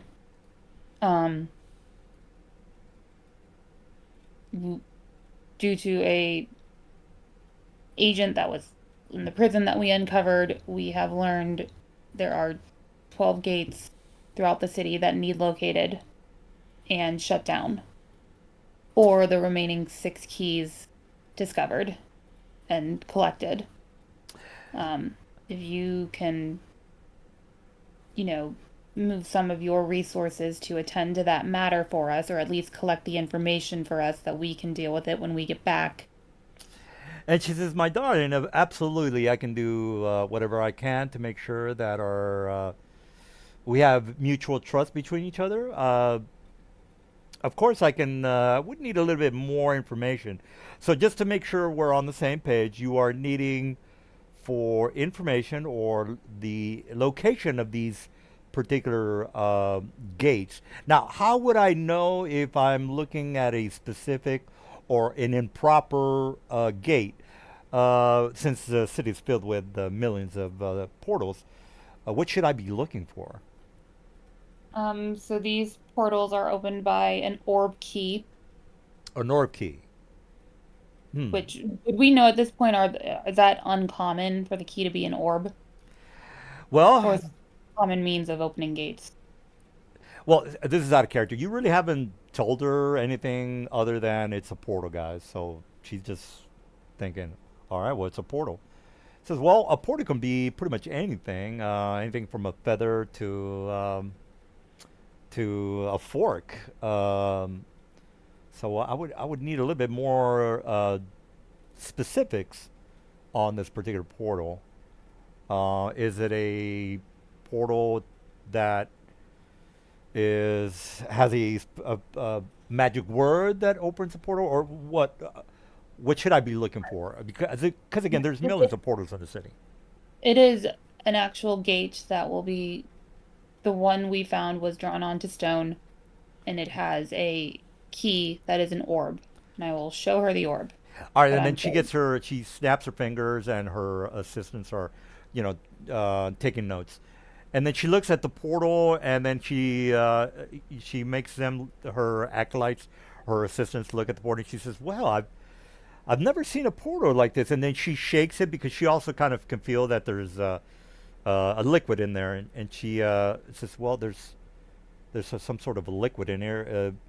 Have you opened this orb up to investigate what's inside? I need to know we more we details." have not. Again, that orb is a key to open the actual gates. We have a list of locations where the other gates, a general location of where the other gates should be. Um, and once you locate one, which actually, Well, we okay. hold on a second. Sidebar.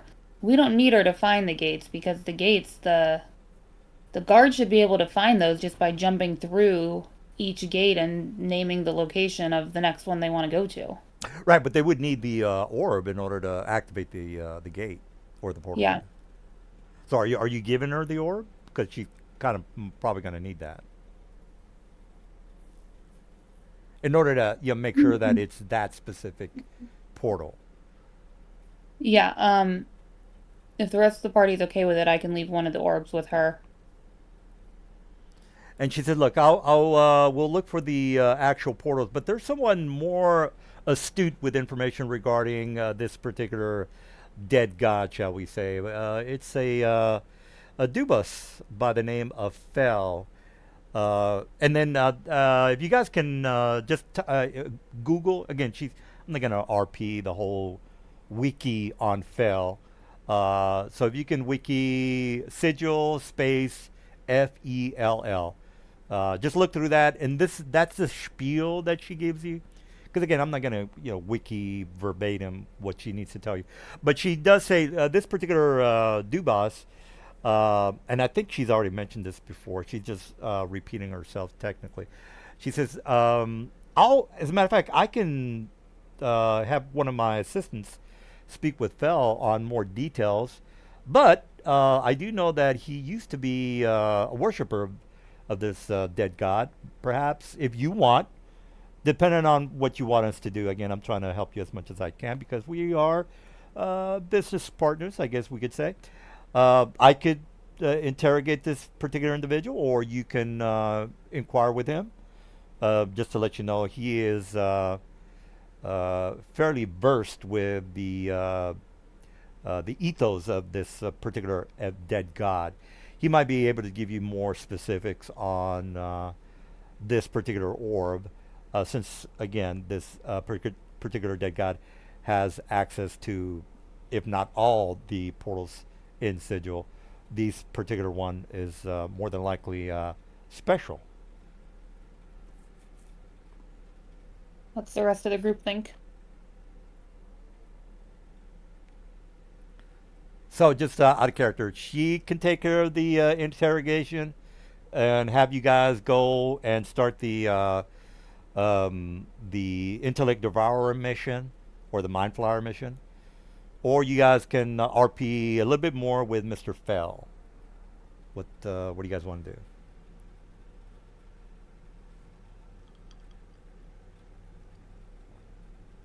Well, say Or let's just keep the thing going here. Or you guys can keep on reading what Mr. I'll wiki Mr. Fell. Sigil Fell. All right, the first wiki comes up. That is very good information. Tattoo parlor. Yeah, I already mentioned that. Fell no. Uh, Keep in mind, guys, since we know we're going to be dealing with things related to Oscar here, if we're caught even with a symbol or having any kind of relation with Oscar, that's an instant death penalty here. No appeal. Yeah, that's true. I think what Mr. Silver's talking about is you have to be subtle with your interrogation. I guess you don't have to specifically name the god. You can do what Shemeshka is doing, which is referring him as a dead god. And remember, there are still acolytes of this dead god close to the Shattered Temple, or whatever the name of the temple was. If we pursue it and it does indeed have something to do with Oscar, we're going to need to be very careful with how we approach it. All right. Well, So do we want to dump it and just see what other information she can find while we're away? yeah. I mean, she can take care of it for you if you're in a hurry to go to Skullport.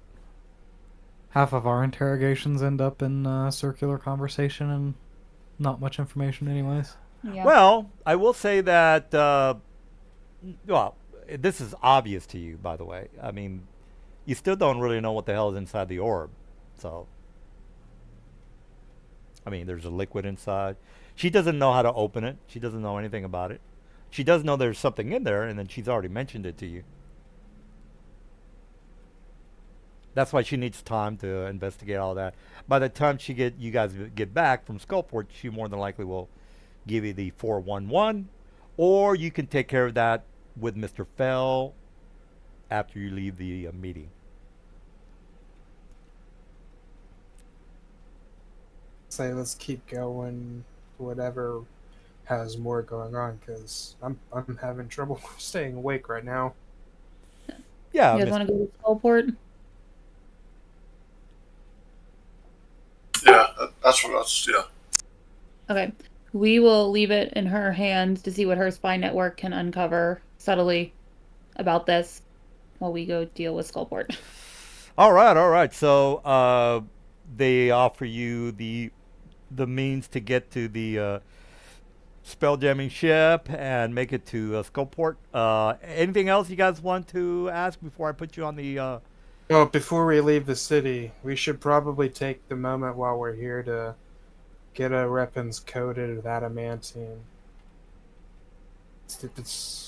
It won't change your weapons or anything, but it will give us a bonus if we're trying to break and enter into anything.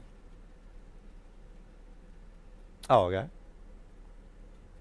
If you guys want to throw 500 gold per melee weapon or something, just apply it to any melee weapon you have.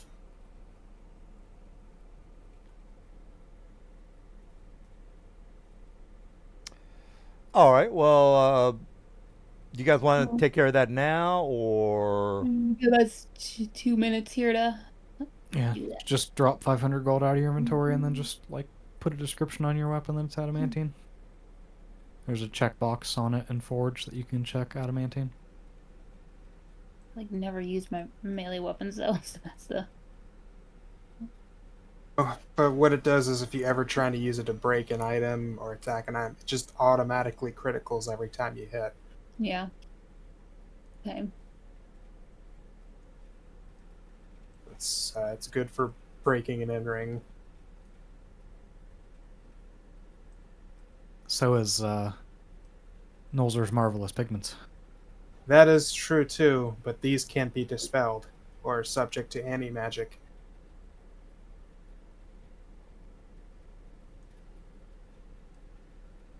Does it work against golems? Yeah, it's 500 gold to coat Well, a weapon in golems- adamantine. Golems aren't an object, so no, you Oh, you won't get the automatic. That's what I'm wondering. Okay. They're a This is construct, more of a- not an object. That would be nice. I've seen Yeah. a lot of home brews that consider it, but no. Still, 500 gold to be able to easily break locks or whatever is not that bad, especially since we got little to throw our money at anyways.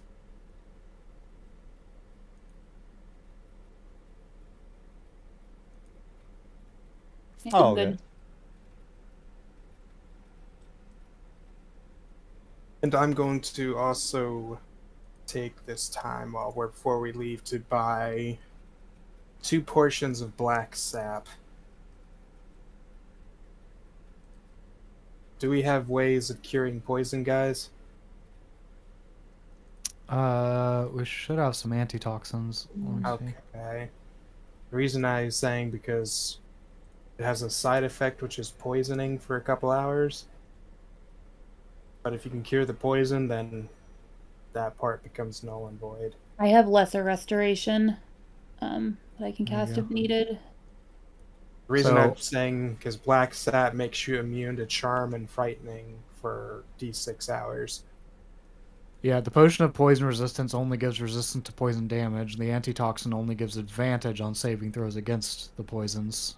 So you would need a lesser restoration to for sure get rid of it, or Very You up to need to have an that. amulet. of proof against poison. Oh yeah, that one.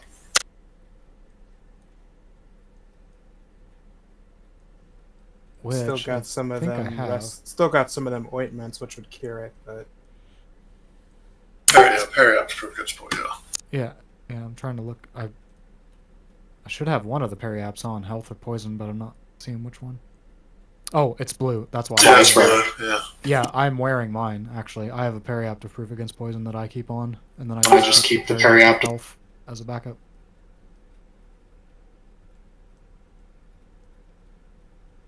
I'll paste it. Why?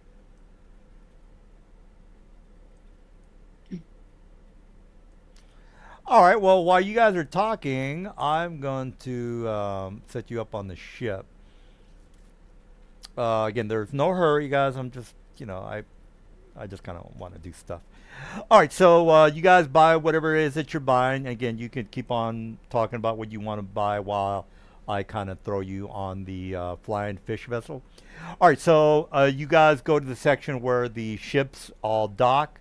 You walk up the spiral staircase, or you fly.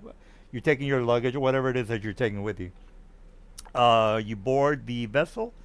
The gate, a very large gate portal opens. Well, actually, a portal opens. Gates are not allowed. So a portal opens, and the vessel goes through, and you are in realm space. If you need a map of that, I think I might have put it in the. Well, I'll put it in the lore later. But if you need to follow along, you can always use. Let me turn down the music. You can always Google, just type in realm space, all one word. It shows you a map of the solar system, the planets in the solar system. You basically hyperspace, or actually not hyperspace. You go past the portal, and you are fairly close to Troil, which is, again, you guys already know that the Forgotten Realms is set in Troil, the planet. And while you guys are talking or whatever, you start to get closer and closer to Waterdeep. As soon as you start to get closer, you notice that the place is completely in ruins. So the surface of Waterdeep is gone. Well, I mean, you see ruined buildings and things like that. The palace of what's his name? That Peregrine is completely leveled. You see a majority of the people that are outside being, wandering orcs, some devils, some demons. It's a bad place. I'll just leave it at that. All right, I just kind of wanted to fill you in on what you saw when you went from Sigil to Waterdeep. Let me take a piss while you guys think about, the DM's going to do this, that, and the other to us. So let's get prepared here. Let me take a piss. I'll be back.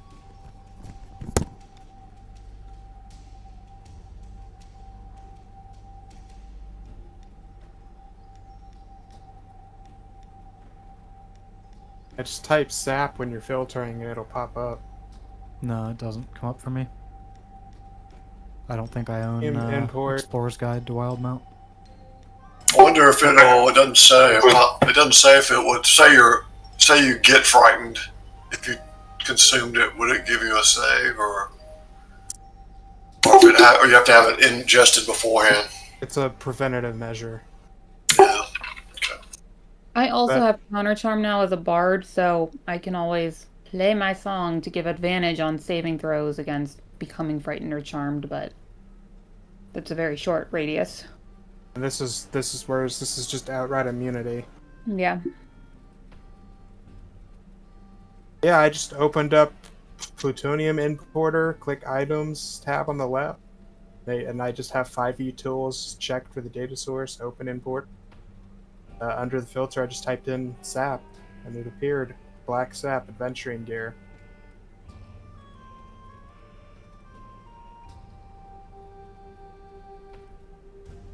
This doesn't come up for me with 5e tools checked. I'll print screen it, so maybe it'll help. I mean, it's not going to help. It doesn't. Your print screen's not going to make my plutonium behave differently. It just it's not there for me. If it's under items or magic, I don't guess it's considered a magic item, is it? I'm looking at items unless it's somewhere else. That's pretty much why I'm just going to paste where I select.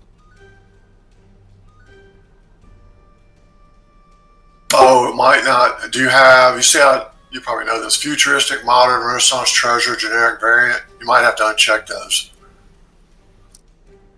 Uncheck this? Well, if you click on them, it gets rid of them and it opens up all that stuff. That might be blocking. Like I have to do that on guns. I don't know if it could be blocking that since it's not a. I don't know. Let me see if.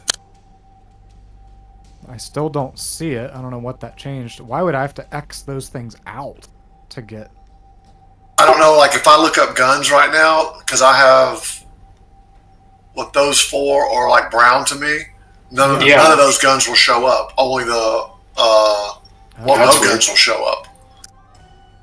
That should be. You would think that those being there add more sources, not hide stuff.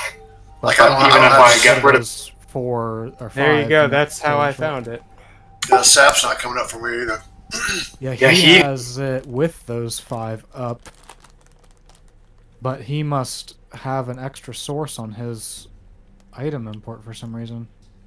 Yeah, if I type in musket, nothing. If I click Renaissance. Oh yeah, he has EGW on his sources. I don't have that. Yes, what? EGW is Explorer's Guide to Wildmount, and that isn't on my source list. Oh yeah, mine either. Sure. So how do I add that?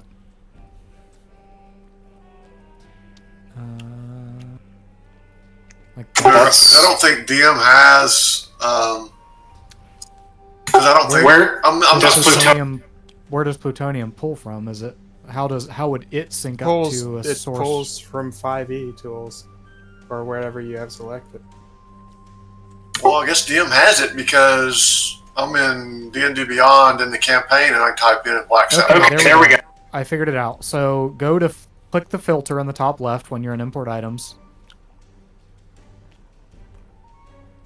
And then in the source, you'll see core/supplements, adventures, ... include references, and then there's an all. Just click all, and it adds like 15 more Oh, wow. Sources. Oh, yeah, that's adding Unearthed Arcana crap and all that stuff. Yeah. Yeah. Adventures in the Forgotten Realms, Deepest Night, from Cyan, a bunch of stuff that I don't even know what it is. Tal'Darai campaign setting, Reborn, Lost Dungeon, the Turtle package, that's official. Yeah, Explorer's Guide. I wonder why that's not a. I wonder why that's down here. A Lost Laboratory of Qualish also is official. But I see Call of the Netherdeep. It looks like they just put Critical Role stuff down here because Critical Role, Call of the Netherdeep, and Explorer's Guide to the Wild Mount is both down here. Yeah. Wayfinder's Guide to Eberron is down here. That's official. I think Spelljammer Academy is too, isn't it? Isn't that one of the new things that just came out? Was it Academy or was it? Spelljammer Academy, I think. I think I saw that. Was it the- Astral Adventurer's Guide? That was. Maybe, I can't remember. I like Dragonlance, Southside Dragon. I guess because these are. Anyways, I clicked. Once you click all, click the check mark in the top right, and that adds all those to your filter.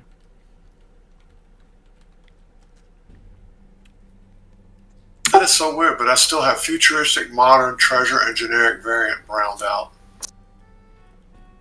Brown is just the color coding of. Right, but as long as I have those up there, like yeah, I can't get any of that stuff. If I say I click on, Type. Here we go. Click. So just keep them cleared. So back in that filter section, by type, just clear. Or click all. because it's filtering. So Oh, you can either have everything filtered or have no filters, I think. I see. Okay. There There we go. Yeah. Yeah. I just cleared out every filter, including the source filter, and now I just get everything. Like category. Okay. So, And there's category, generic variant, too, that you can clear. There. Now I have not a single filter on my plutonium import at all, so I should have full access to anything in its database. so it should just have source, type, and categories. I guess all. I clear. I cleared source, and I cleared category, and I cleared type and everything, and then saved.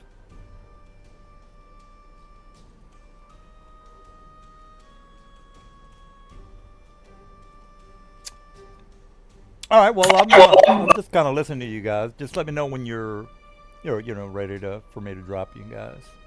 Oh, crap, that added a ton of stuff, didn't it? Yeah. What resources the Black Sap in? Explorer's Guide to Wild Mount. EGW. And it's what, 300? Yeah. I'm ready. We got all. This is a non-weapon ship. You said it was just a cargo ship. Yeah, it's a cargo ship. The GIF are these those fat hippopotamus looking spell, or the people in charge. So you're not having to deal with the evil Githyanki.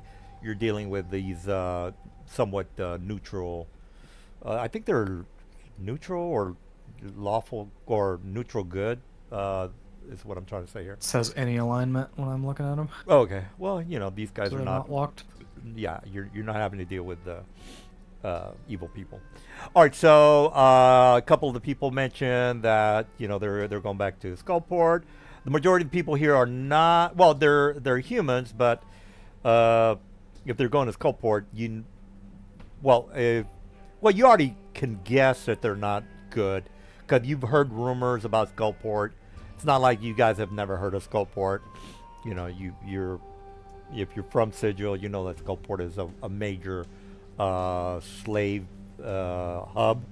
So again, this is common knowledge. This is not something you've never heard of. All right, so are you guys done with your whatever? Because I'm about to drop you guys in the city. I'm ready. All right, guys. You added it. Puts it in loot at the bottom of your should be a consumable. I made it. Find it on my character sheet. All right, so you you guys do make it to the way the skullport is set up.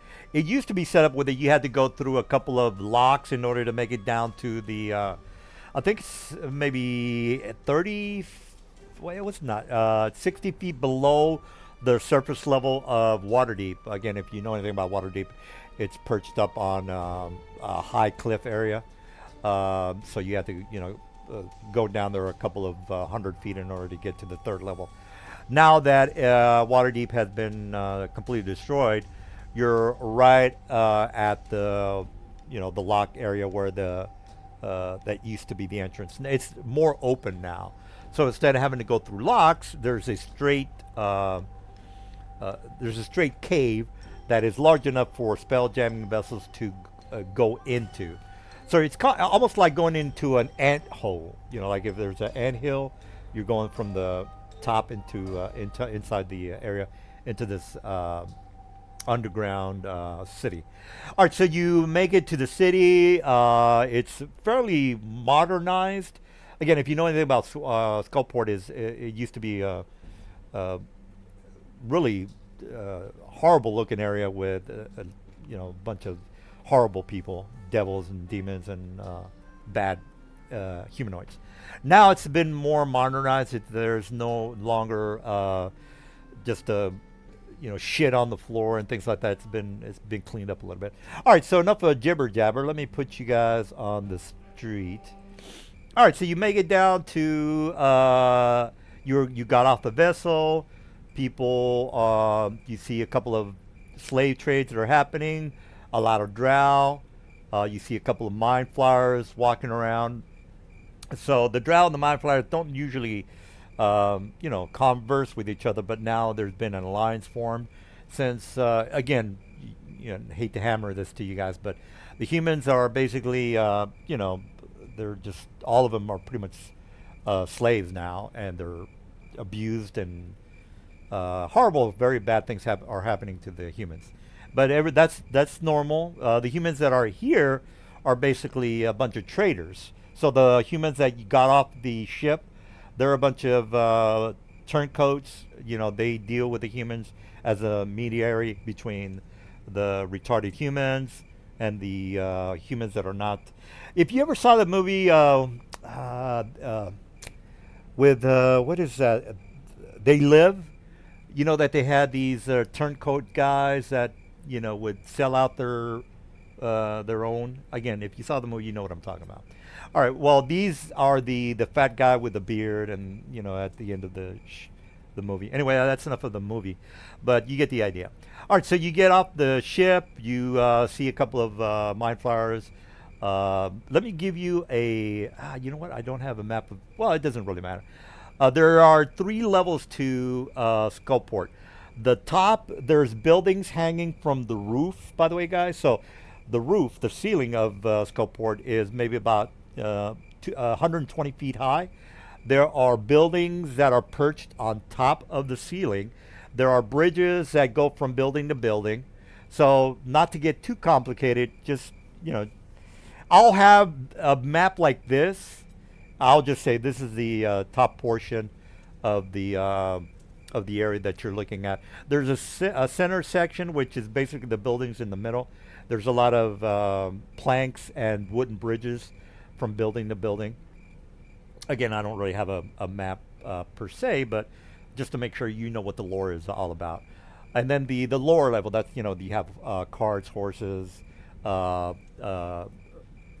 wagons, cage wagons filled with children, human children that are, well, again, I don't want to harp on this, but it's very, very horrible for the humans is what I'm trying to get at. All right, well, let me stop with the tormenting of the humans, and I'll just put you guys on the map. All right, if you have sight, you can just click on your own character, and you should see, if you have dark vision, you should be able to see the map. But I just want to make sure you guys can see where you're at. All right, so the first thing you guys are probably going to want to do is find out where this intellect devourer, uh, mind flyer person that sells them is at, and kill him, as well as maybe the intellect devourers. But that's pretty much why you're here. So what's the plan, y'all?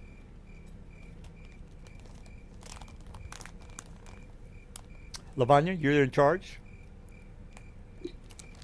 Um, what time of night is it? Do we think? It's about going about 9 at night. Let me. Okay, so early night. Okay. Is there? There's no sunlight that pervades in the city, by the way. It's pretty much nighttime all the time. Okay. Um, is there like a bar or somewhere where we could go to maybe try to glean some information? Yeah, yeah. All right, so you guys are traveling through the city. You notice that a mind flyer is sucking the head off of an elf in one of the alleys. Again, I'm going to give you some side shit that you're looking at. Just let me know if you want to get involved. All right, so you see the mind flyer sucking the brain out of an elf. The elf is in a catatonic state. Does anybody care? Man, that sucks. All right, nobody cares. Next thing you do is you find what looks to be like a minotaur that's beating the shit out of some kind of a drow. The drow is is begging for his life. He's got his arm up, and all you can see is the minotaur just breaking his arm while he's lifting up his arm up to fend himself. The drow's trying to fend himself. He's prone on the floor. Does anybody want to help the drow out? Does the drow have any markings on him? As far as house markings, like where he's from, is that what you mean? Any potential faction symbols or anything like that? Are you? I mean, you're from Sigil. You wouldn't have the. It's kind of like you go into China. You wouldn't have the first clue as to what these. I'm a very learned man. Is that like a bard thing, or I mean, how do you know this? By the way, I read books. oh, I'll give you a very high DC to know this, since you're not native to the Forgotten Realms. I'll just say 24. On what check? He's got emblems on his body. This is out of character.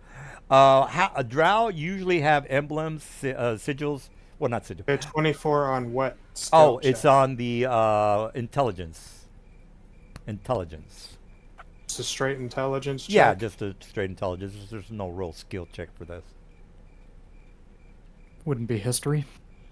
Well, I'll give you that. History is. It's kind of, yeah, I'll give you that. 24 on the history. I mean, it's pretty high. No, I rolled a 9. I don't know any of the symbols on them. Yeah, if you guys want to try history, whoever wants to try, I'll give you the history. But again, since you're not, you might have read it in a book in Sigil. Again, I don't know your background, but you might have read it in a make book. a 24. Okay. Does anybody want to help the drow out, just out of curiosity? We're missing our wizard that's probably the best at that skill.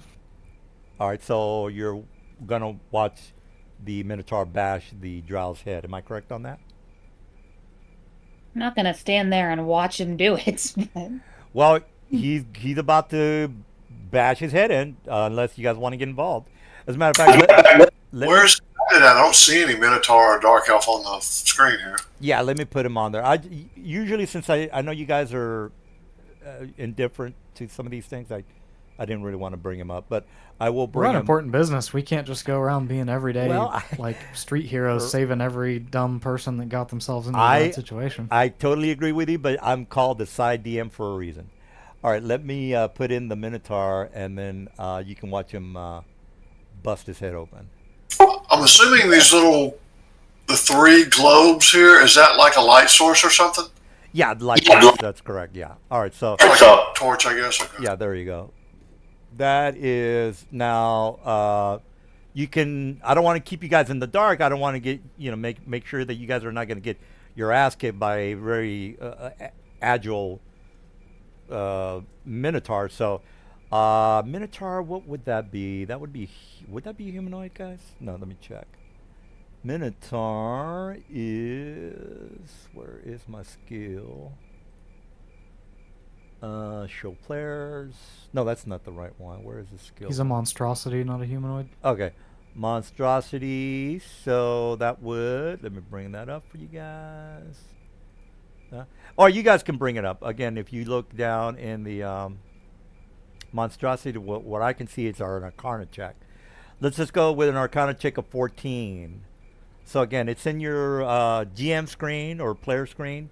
Just bring up the skill check thing. You guys should have that.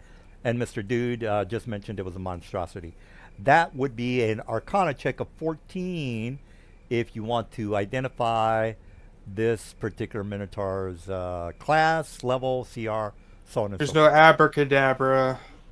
Minotaur just needs to make an intelligence saving throw. Oh, you're gonna get involved with, without checking the. I'm just gonna daze him. All right. Well, let me. Or sorry, incapacitate him. Did you want to just target it and let Foundry take care of that? Or do you want me to? I did do that, but it's not doing anything. I'm not in combat. All right. Well, you want me to make a wisdom check? Am I correct on that? Intelligence saving throw. Intelligence saving throw. DC 16. Ooh, shit. What the fuck? Did I roll that? Okay, I got a -2. I rolled a 2. I'm a retard. All right, You're so just incapacitated for till the end of my next turn. all right. Well, let's He get the lifts initiative. He lifts his hammer or whatever's up and up, and then he just falls on the ground in a daze. All right. Well, it's a round before I get my senses back. Am I correct on that? It's a round before he can act. All right. Well, let's start the combat. If you guys can, whoever wants to get involved, just roll the initiative. And What was your saving throw DC supposed to be against, Curran? It was an intelligence saving throw. But That's against what is your DC based on? intelligence. Okay. Well, I rolled a 0, so even if he rolled like shit. Yeah, I'm just trying to fix his ability so it'll actually target and do what it's supposed to next time. I'm guessing I rolled an 18 on Arcana check when you were saying that, and I'll see what's down there. I guess this is not a regular Minotaur. Yeah, I'm. It's not a. It's a Monster Manual expansion Minotaur. It's what? It's a Monsters Manual expansion book Minotaur. All right, you're gonna find this guy in Monsters Manual #1. Just type in Minotaur. As a matter of fact, let me go and do that. Been a while since I used the GM screen. All right, so let's go to expanded #1. Flip book is coming up. Let's make the picture big. Let's make it enable full screen. All right, at the top, I will type in Minotaur, M-I-N. As soon as I do that, I'm gonna send a telepathic message to the drow saying, "You've got 6 seconds to run away if you don't want to die." All right. Let me, did you guys find these stats, by the way? Yeah, I found it. I didn't. How to spell Minotaur? Minotaur. Oh, there we go. All right, so that guy is. Let me expand that. All right, so this guy is a CR7. Where is that guy? Minotaur? No, the Bahamut. The Beahoth. Baphomet, I'm sorry. Baphomet CR7, guys. All right, so you can see the stats. You don't need me to hold your hand Which up. Monsters Manual? Sorry. I was Number fixing his one. ability. Number 1. Okay. And the page is. What's the page again? Page is 195. 195. All right. All right. So you guys are we're on the same page. I rolled for my. Well, let me roll for my boys. I will get out of here as soon as my turn comes up, Mr. Silver. All right. Do we have everybody on the initiative?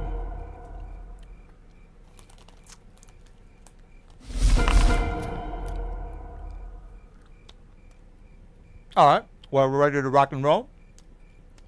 Lavanya, you are on the. Well, let me go back to the top. All right, Lavanya, you're on top of the initiative. Okay. So he's still dazed right now? Yeah, surprise attack, Silver. I'm dazed. Okay. Sorry, I was letting the dog out and just sat back down. Let me target him. I will. How long does your daze last? Till the end of my turn, but he's also Or- last in the initiative. Or Okay. until he's damaged. Okay,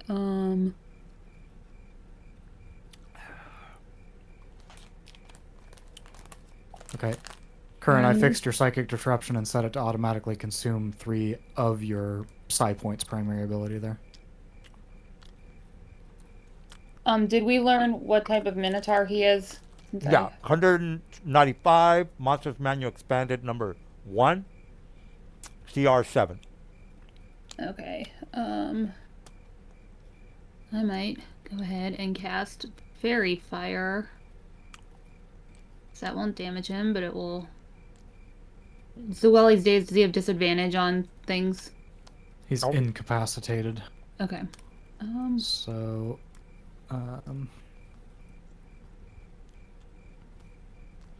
Well, I don't have any legendary actions. Oh, well.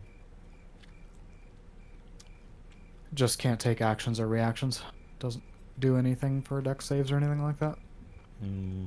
Okay. Melee weapons have advantage. Okay. That's not bad. How Look at many this damn- multi-attack? 3 attacks, 2 claws, 1 gore. Good, good, good. All Yeah, but right. he's getting those. Oh yeah, well eventually I'm gonna wake up and start kicking some ass. We'll try it.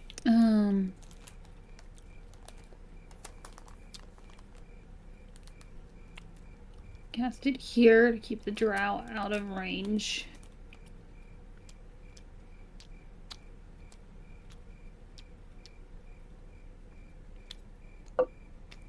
No targets to save. Why didn't it?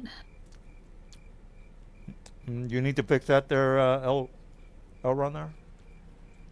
Eldor? Fairy fire. Monroe? Mike? Keep looking at Looks it. like you placed the template and I see him targeted. Mm-hmm. Well, that didn't work. Hold on. She doesn't have him targeted. That's Curran that's kind of targeted. I don't see her purple dot on him. Oh. That's worse You want then. to try that again? Oh, Yeah, The I see area the was- template completely encasing him though. yeah, yeah. Because you figure whatever's inside the template would... Yeah, just Oh, that's recast right. it without consuming spell Yeah. slot and then re-put the template there. And do not consume. that is your spell template. You didn't just draw that randomly, right? Correct. Yeah, it was what popped up from the spell. Forge just fucked it. I don't know. Again, it said no target saved. Oh, wow. Well, I'll make a manual save. What do you want me to roll? It is... I think it's wisdom, but let me double check. I think it's Dex. Dex saving. Oh, it is dex saving. Okay. Dex saving throw, normal. All right, 15. My DC is a 20, so you fail. 20? What the fuck? That's, I mean, is that right, guys? 20 is crazy high. We said when we had the break while you were on vacation, I spent 2 weeks reading 2 different tomes to up my charisma. Jesus Christ. Oh, Man, well, tomes that's... don't stack. All right, well, are you done then? What'd you just say? Tomes do not stack. It's like or similar magic. Oh, that's one. Hold on. They don't say that they don't stack because they don't put a spell on you. It's in the DMG and in the player's handbook. I The did. DMG specifically says any magic item, feat, ability, any of that kind of stuff, does not stack. It just uses the more powerful of two. Like, you can't Send me stack the- Jade. Yeah. Can Send me we- the reference if you can for the page, because I tried looking at that, Yeah. and I didn't see any Well- rule that said that those couldn't be read multiple times. Even if I can only do one, my DC would be an 18, so in this case you would still fail. Yeah, but wouldn't that have upped your ability score? Whatever it is, whatever it's It ups the charisma, which is my spellcasting ability score. So if I Right. can only do one, it would reduce down by 2, so it'd still be a DC 18 to save. Okay, so originally it was that high, correct? Without Well, the no, tome. I upped it 2 with one tome. I upped it another 2 with another tome. So without the tomes, I would be at a 16. Oh, With okay. one, I'm at an 18. With 2, I'm at a 20 because it ups by 2, right? You probably have a focus. Well, I mean, a tome gives you 2 points, which is basically going to raise your DC by 1. But you probably have a focus, don't you? Don't you have some kind of like? Yeah, I have other things. I have the drum, the rhythm maker's drum, and different things. That's literally how it words it. He's saying there's overriding rules for magic items in general. That's what I need him to send me. 'Cause, Well, tell you I what. used to think I could swear the tomes themselves had a description that said you can only benefit from this once, but they do not. I don't Yeah, know they if I don't. read it at some point. Yeah, they don't. I don't know why they did that in 5e. Every other version has always said that. I think it just says something like 100 years you can read another one or something like that. Yeah, the item itself regains its magic in 100 years, but it doesn't say you can't find another copy of the item and read it again. Well, tell you what, Okay. I'll let you guys research that. I don't, Regardless, you Yeah. failed her DC even without all the extra tomes. All right, so- because she said she had a 16 without the extra tomes. All right. Well, it There's was something going on with your Minotaur. I was just trying to place the template as her, and even while hovering the template, every other creature on the screen will target while hovering the template, and your Minotaur will not. I'm trying to figure out what's different with him, but it seems like he can't be targeted with an AoE for some reason. Well, let me add another import real fast. Let me find him again. Da, da, da. All right. Well, is that all you're doing there, Lavanya? I'm gonna fly up, but so yeah, I'm gonna move, but that's all I'm actively doing.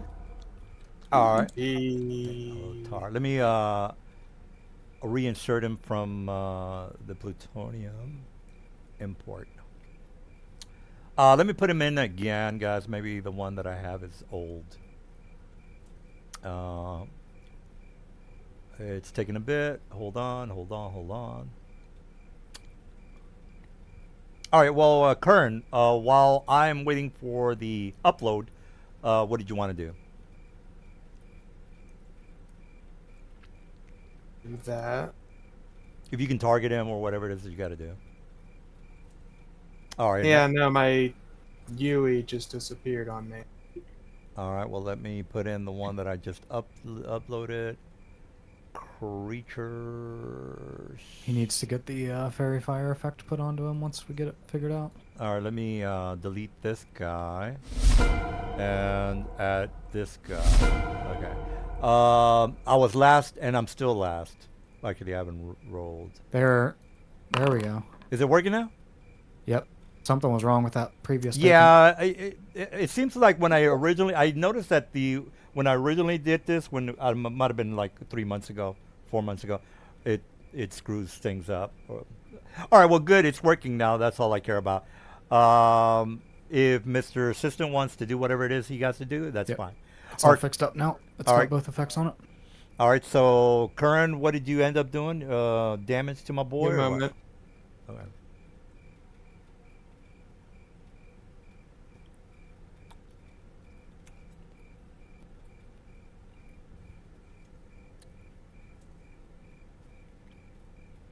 I think the nearest city, Drow city, in this close to Skullport is Menzoberranzan, which is to the north.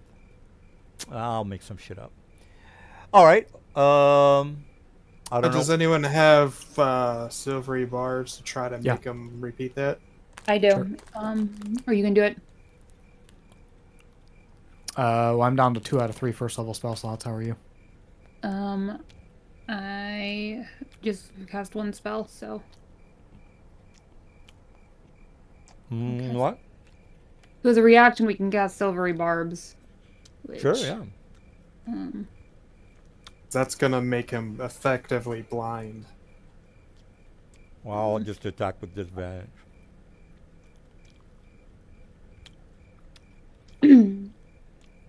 Okay, so magically distract the Can trigger. you, Curran, can you retarget him with the ability and uncheck the consume resource to make him repeat the roll?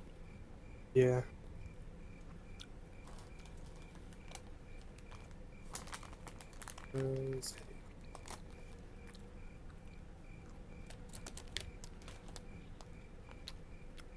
Although it damaged him already. Yeah, you got some damage. No. Just gonna have Yeah. to. It doesn't give me that option. It's just gonna have to heal. Just hit whatever I it, do. and we can reverse the damage, I think. Yeah. All right, 7. Okay, it failed. So then undo the damage. Okay, but your thing didn't apply whatever it was supposed to apply on a fail. Well, if it fails, he's just can't see more than 10 feet. Oh, okay. Can't see more than 10 feet. Interesting. Yeah, he takes psychic damage. Which was So- done. But I don't know how Initially, to he even... saved, so it would have reduced that Oh, was he supposed to only take half damage? on a save. Yeah. Oh, so, he did. Yeah, he only took 13. It did half. All right, so You're good.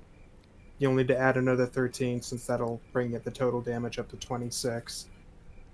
Right, because you made him fail. The silvery barbs made him fail. Okay. DM, can you apply 13 more damage to him? Yeah. 13. Now he can't. And now, until I stop concentrating, he can't see more than 10 feet away from him. Well, that's fine. I can smell y'all's dirty drawers from way far. Also, one other thing, Morel, since you're next, I'm going to give the advantage on Silvery Barbs to give you.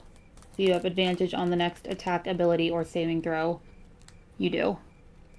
Your fairy fire's already given me that, but okay. Well, for the attack, but if you need a saving throw or something.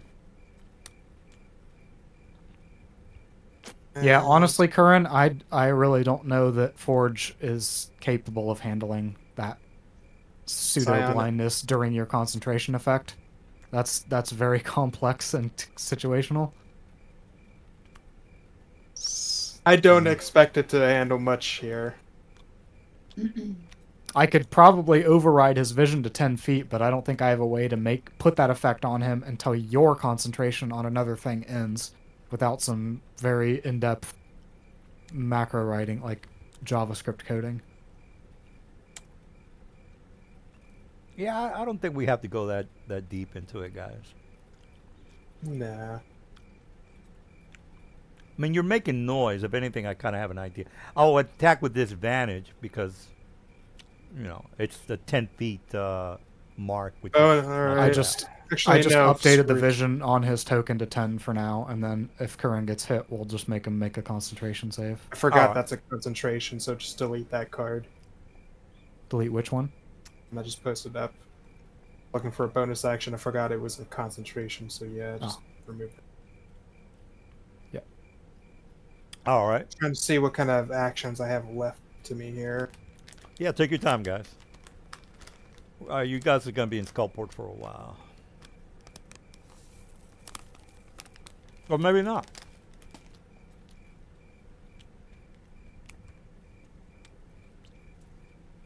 Just do that. Since it's a bonus action, then I'll move up a little.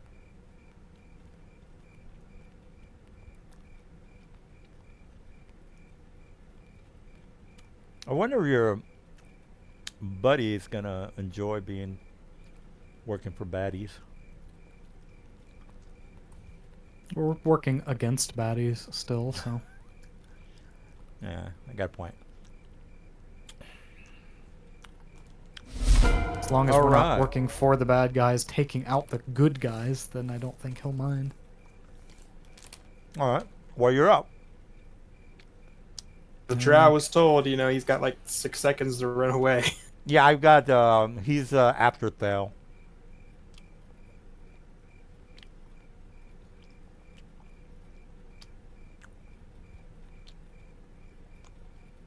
He might or might not run away, by the way. I'm going to roll for it.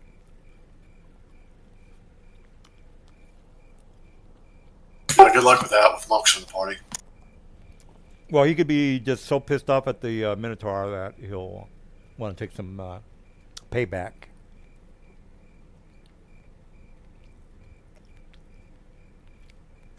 Jesus, dude, what the fuck? Now he's really screwed. Well, I got a lot of hit points. I'm just, I think I'm stunned for what, a minute or something. If he is stunned for a minute, then I'm pretty screwed. Till the end of Moral's next round. Well, I still got 70 hit points. I might be able to survive there, maybe. That's clean. Not gonna last 2 turns.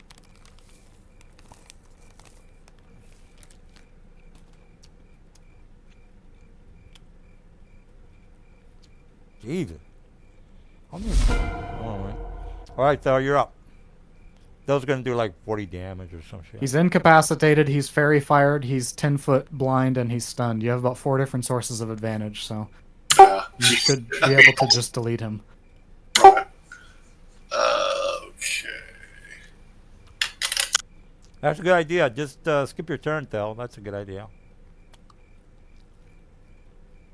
That daze does synergize well with him, though. I mean, can advantage with all of his shots. He doesn't have to be picky.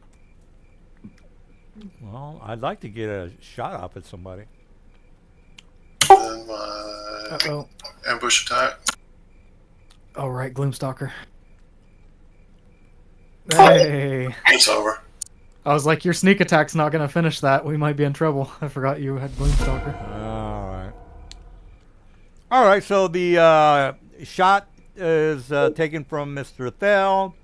The Minotaur goes down with a thump. The drow that was basically on his back is now getting up, since it's basically the end of the combat. All right, so he basically goes up to whoever. Again, doesn't matter to me who. He wakes up and he kind of dusts himself off. He says, he puts out his hand and say, "I'm grateful for your help. If there's anything I can do, I'm more than happy to help you guys out. My name is." Let me get a legit drow name from Google. Drow name generator. All right. Let's just go with Elton. He's a male. All right, so I'll put it in the. Hello, my name is Elton. I thank you for helping me out. I would have surely been killed by this Minotaur.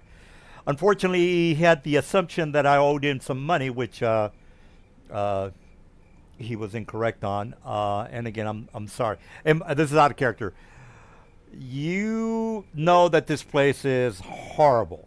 So whether everybody around here is horrible, that's questionable. I'm just letting you know. Don't be a sucker. And he says, "Thank you very much." And again, he's dusting himself off. He is kind of like holding his arm, almost like it might or might not be broken. And he's thanking you for your help. All right, Lavanya, I guess you're the face of the group. Or not. I'm just wanting somebody to talk, guys. So he probably is lying. He probably know the Minotaur because he's probably a skullduggery just like he is. Well, I mean, if you want a background on him, you're going to have to RP. What about a 26 insight check on? Yeah, that's what I was just saying. Well, he's definitely grateful to you guys, and he was about to get killed by this Minotaur. What his motives are, maybe he owed him money or whatever, which he already told you. He is, you know that he's more than likely a thief that is, getting his ass Probably a pickpocket or something. Yeah, something along. Yeah, he's not being genuine in regards to the why he was getting his ass kicked by the Minotaur. Uh, but So, but he is grateful. He might be a thief, but he's a grateful thief. anyways, why would that lumbering beast think he owes you money? So I don't know. We had some sort of a game happening in one of the taverns, and he kind of points to the tavern that was over here, and to the left of the screen, or yeah, left of the screen, and he says, "Look, he might have misunderstood that I'm had a good hand, and he just happened to lose the game of poker that we were having.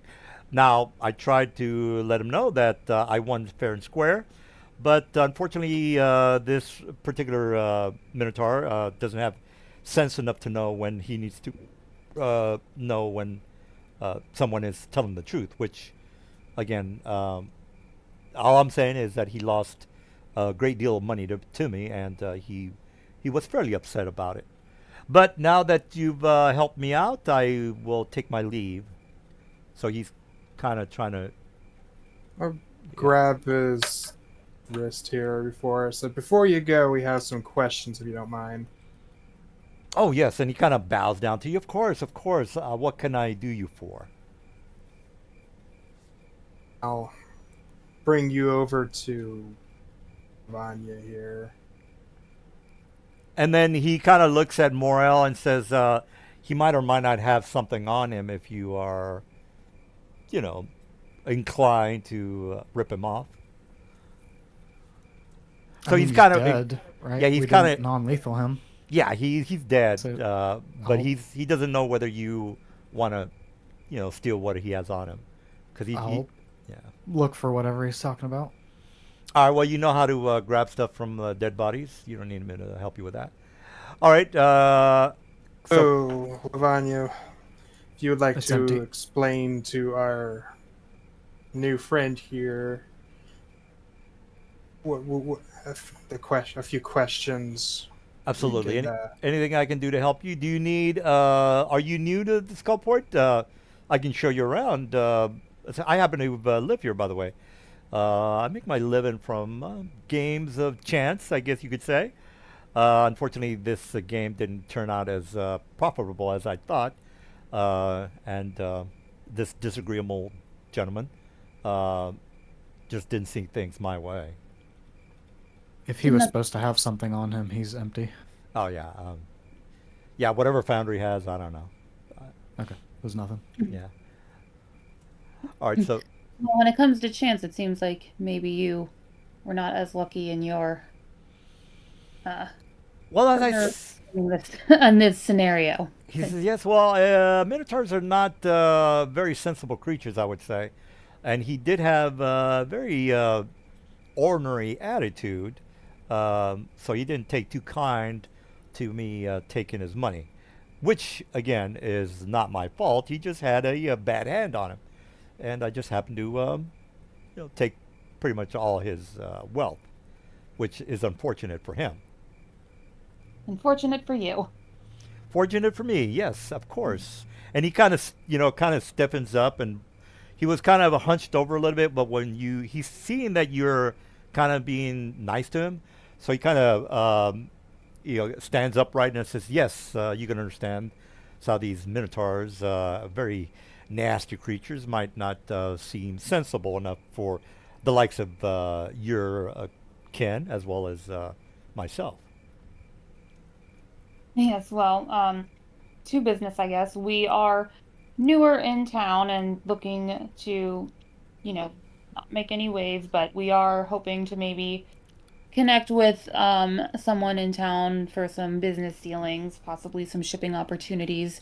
Oh. Might know anyone that we might want to connect with to inquire about opportunities that may be available?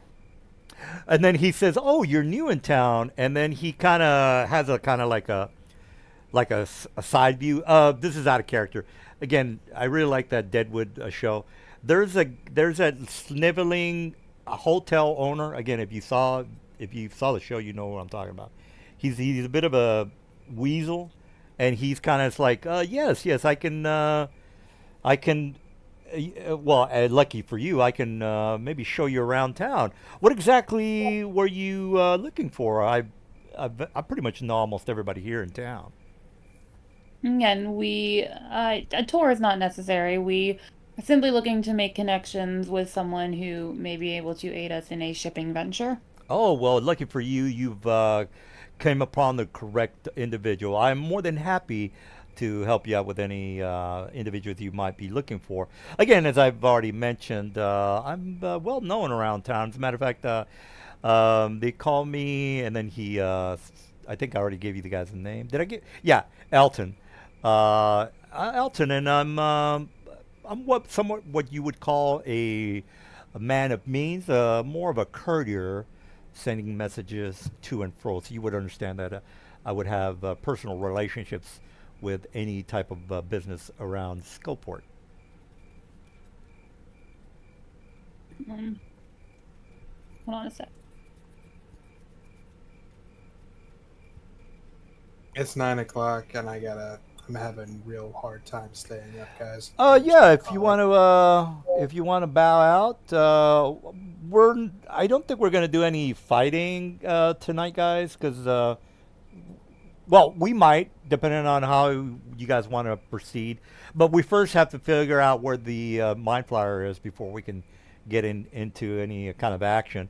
So we can do maybe about an hour's worth of RPing or whatever. It really depends. If you guys really want to get into like a squabble, we can definitely do that. That's partially why I forced that fight on the Minotaur, because I got to get up early in the morning, and I'm getting real tired. Okay. Yeah, then you can definitely bow. We'll RP for maybe an hour and a half, or whatever. It really depends on what what the rest of the guys want to do. I'm up for RPing, giving the guys more information about Skullport, maybe finding out the location of the mine flyer. But again, you don't have to stick around for the RP part of it. We'll probably just watch your VOD later. Yeah, yeah. We won't get into any quarrel, any fights. That's where we'll stop. We'll say, look, well, we need the rest of the guys in the fight, because I don't want to, I don't want to have the fight without the rest of the team. But for now, we can RP for however long the other guys want to RP. I mean, if you really need to, I can trust Moral to control my character, I hope. No, that's fine. No, again, you guys already know the fights usually take an hour and a half. Where it's already 8:10 here. I'm just having trouble staying awake. Yeah, right now. I'd rather for you to be involved with the story than just have Morale take care of your character. Because again, I kind of want to paint. I really want you guys to explore Skullport. I really, I've done a lot of information. I've played in Skullport before, so I really want to show it off if you guys want to investigate the city. All right, so again, Mr. Silver, if you got to, go to bed, that's totally fine. All right, well, the dude's going to bed. What do you guys want to query Mr. Drow about?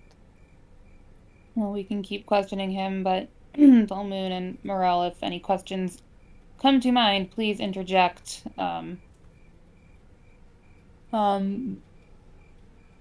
So I will let him know. So while we are newer to town, again, we're looking for a contact in the shipping industry, again, for possible business ventures.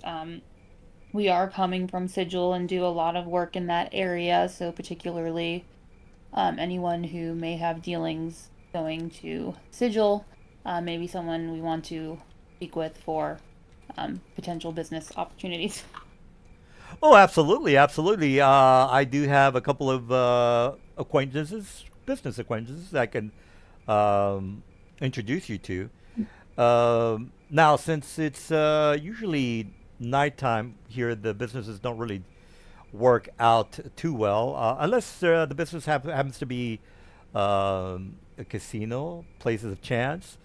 The slave trade basically shuts down pretty much around 7 or 6, depending on what they need to get done.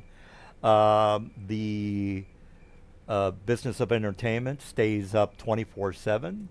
Again, I can have you go into the tavern here and introduce you to the games of chance. Not only that, there are gladiatorial events if you are up to. And he kind of looks at one of you guys, whoever looks like the tank of the group, and says, if one of you guys want to take a stab at that, there's always a need for healthy, hearty patrons that might want to take on some of the well-known fighters here in some of the taverns. As far as any consumer products, say supplies or any things of that nature, you would more than likely have to wait until early in the morning. That's when they start their business up. So what exactly were you, other than the shipping that supplies that you were referring to, those again open up in the morning. And again, I can introduce you to some of the merchants, shipping merchants, as well as maybe some of the guilds if you are interested in joining some of the supply ships that are coming in and out of the city. We have transportation provided for us at this point in time, so that will not be necessary. But we are more interested in high value goods, slave trade, while lucrative, is a messy business, and that's not what we're looking to get into at this time. Yes, understandable. Well, could you be a bit more precise? We have everything from sales of hippogriffs to, say, anything of delicacies, such as deep spawn tentacles. Again, the place is filled with whatever your imagination can come up with. I glanced to Dolmoon and Morel to kind of silently ask if I should mention the intellect devourers to this guy. Tactfully, maybe. Find What are other some reason why we might be looking for them that won't set off his alarm bells. My lore with D&D is not as good, but like what other creatures might be of a similar category that I could like mention like as one of a list, like, oh, if there's someone who deals with something like this or intellect devourers, like, don't know of such a thing. There's terms not of really rarity. something else like them. Are they rare, I would assume? Well, in Waterdeep and here they would be. Yeah, you got to remember this is like the New York of slave trade, drugs, pretty much anything, poisons, assassins, almost anything really.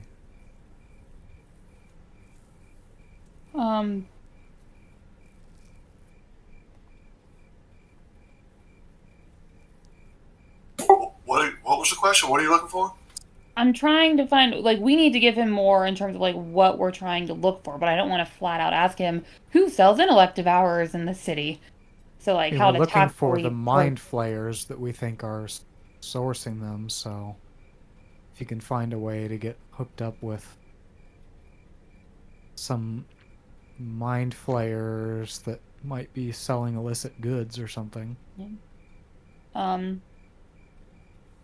Let's go over this chapter. Well, maybe we should start here. In your opinion, who are the powerhouses here in Skullport when it comes to shipping ventures? Well, the Sure. powerhouses are we do have a lot of mind flyers that do business with the Drows, and also we work with some of the let's say subhumans that deal in trade. You might or might not know this, but the humans are probably the most treacherous of people. I would suggest watching your way when dealing with the humans, because they seem to be the most treacherous of shall we say, villains here in Skullport. And when he says villains, it's kind of like Shakespearean villains, like, oh, you villain, something like that. You said the humans are? The humans are the most treacherous since they sell their own, which is, in his view, a drow wouldn't, well, a drow would kill another drow, but in his view is the humans, the way they kind of sell each other off with impunity and with no regards of what they're actually doing to their own race. Whereas the drow, they kind of do it for power, family against family. That's kind of like a gangster thing. Whereas humans are like, well, they'll happily sell off their mothers for $1 is what he's trying to say. Treacherous, without any regard to the motives of selling off their own race. Well, again, the drow have a motive of power and taking over another family or another house. Again, if you know about drow, you know about that. But he sees the treachery of selling off their own race as, that's the lowest of the low. That's his opinion. Well, I might agree with you there.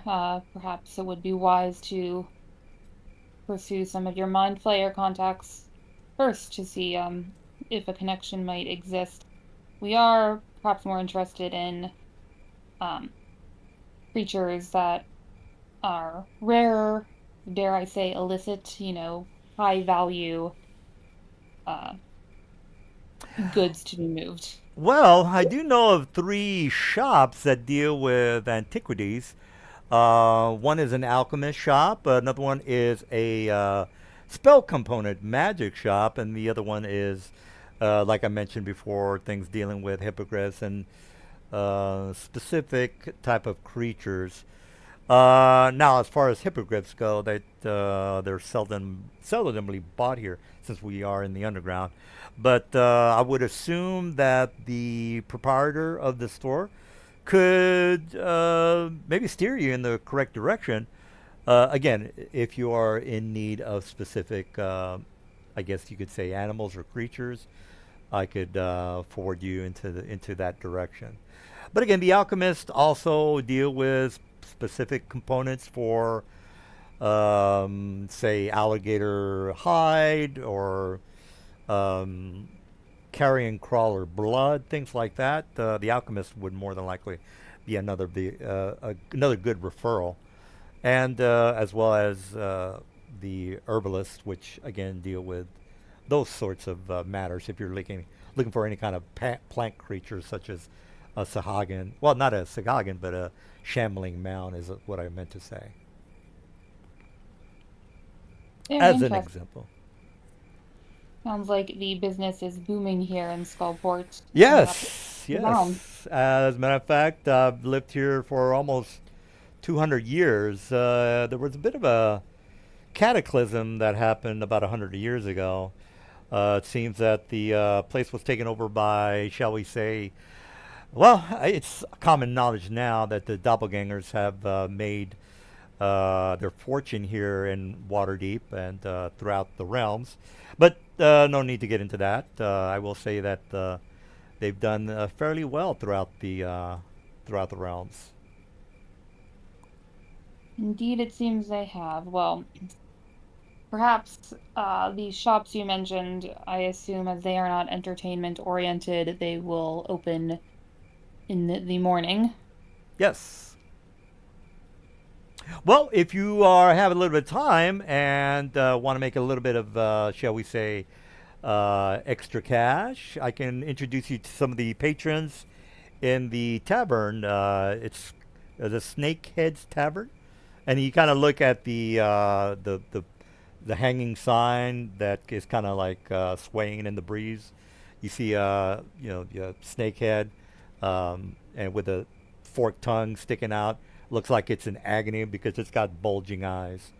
I don't know if that appeals to you guys, but the place doesn't really look all that social. Well, it looks a little bit dangerous is what I'm trying to say. Yeah, I'm not real interested in going to any sort of a tavern that he's pointing us to. This is, well, if you don't need any more of my services, feel free to visit the Snakeheads Tavern. I am more than likely going to be there. Again, I serve as a courier, and that's where my patrons can find me at.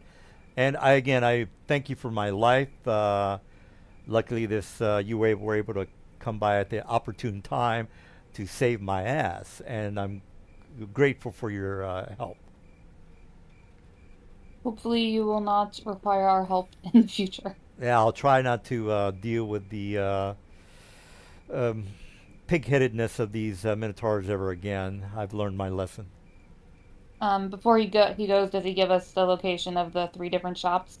Oh yeah, he shows you the locations as well as the name of the store owners. By the way, 2 of them are owned by the Mind Flowers. The only one that's not owned by the Mind Flowers is the herbalist shop. They don't really deal with herbs too much, but they do deal with creatures such as rare. Well, I've already mentioned them. I'm going to mention again. But the alchemist is also a prominent, very well-off Mind Flowers. Is what I'm trying to say. Okay. So, what do we want to do, guys? Yeah, if you guys want to, stop here or wander around town, and I can have you see the very bad things that are happening throughout the city. Because we can't really have a fight without, the rest of the crew. We're 3 men down. Who says? Well, we can. I just didn't know if you guys wanted to do that. It's up to you guys. Whatever, you know me. I'm just gonna throw stuff at you, and whether you wanna. We can wander around for a bit if you guys want. Get into a little bit of trouble. Oh, okay. Okay. How's the? How does that sound there, Mora? I'm fine for whatever. All right, so you guys are walking around a little bit more. You get to this location here. That's not it. You guys can keep going without me. I need to step away for a minute or 2 to swap some laundry. I'll be right back. All right, so you make it to this what looks to be a fest hall. It's basically like another tavern.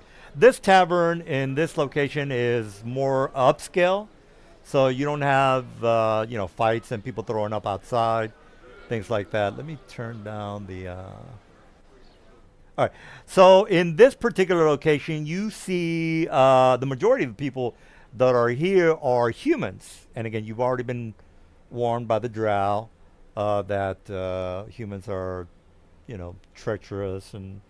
Now, you have to get to the mindset that these people think of again, I've already showed you the pictures of the Planet of the Apes and how they're treated.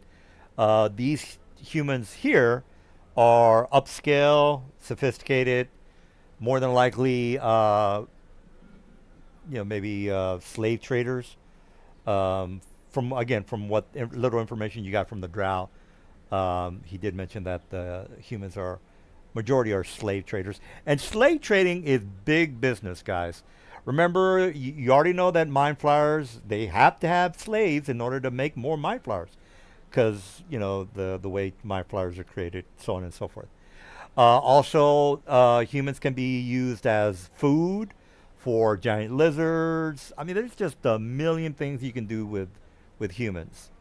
I'm not going to go through all of them, but you can figure it out yourself. They're either using as hosts, or they're being turned into zombies, or they're sucking the souls out of their nostrils, or they're being used as gator bait or whatever. You get the idea.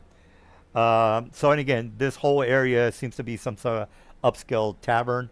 You look at the entrance of this area here, looks like like an open bar. You see some minotaurs, Gift Yankee, pretty much almost any type of creature that you can think of isn't. Now, if you want to go inside the tavern and socialize, that's fine. But right now, you're basically outside just hearing the humans talk about how they purchased, a dozen or so roaming outside the city, and you corral them to sell to the mind flyers, and they're just bragging about how they made a ton of cash, and they're laughing about it. Again, they don't care. They don't give a shit about other humans.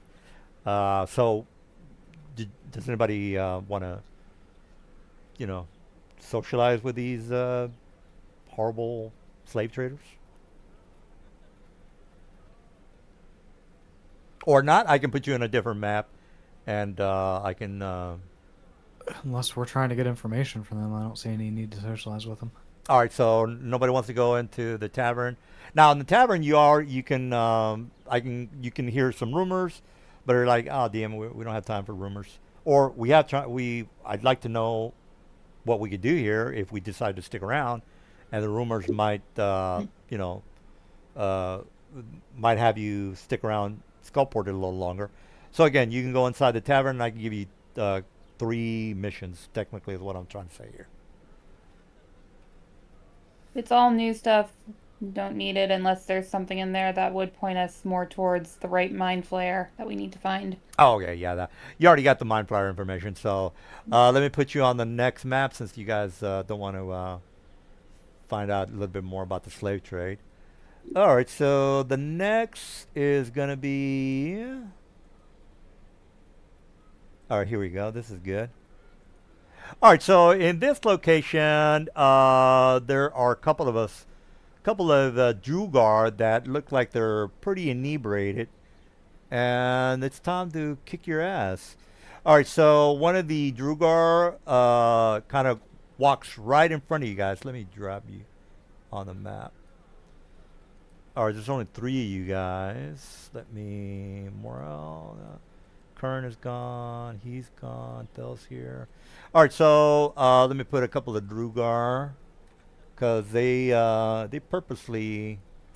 Oh shit! I don't have any Drugar that are good. Let me put some nulls on here. No.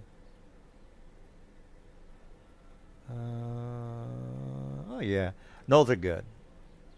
All right, you might or might not see me dropping the boys on the map. All right, so they're yapping and howling, and they purposely bump into you, Lavanya. Like, since you're, I don't know, 5 feet tall or whatever, these guys are 6 feet tall, and they think of you as, just a peon that needs to be smacked down.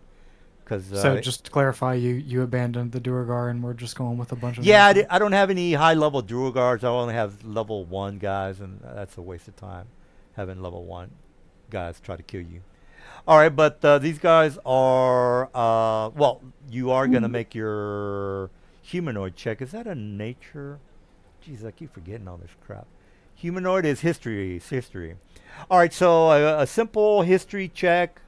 You've seen gnolls before. It's a 12. It's fairly low. All right, so history check 12. All right, Ms. Lavanya, these guys are... No, actually, you know what? I'll put it in the chat, and you will decide whether you want to get your ass kicked. Remember, I don't know if you see how many I put on the map. Yeah, there's a couple of them. Here's the name of the guys. They're more than likely in expanded number 1. I'm almost sure that number 1 has Null Shaman of Inogu. Okay. Well, try number 2 then. It's probably number 2.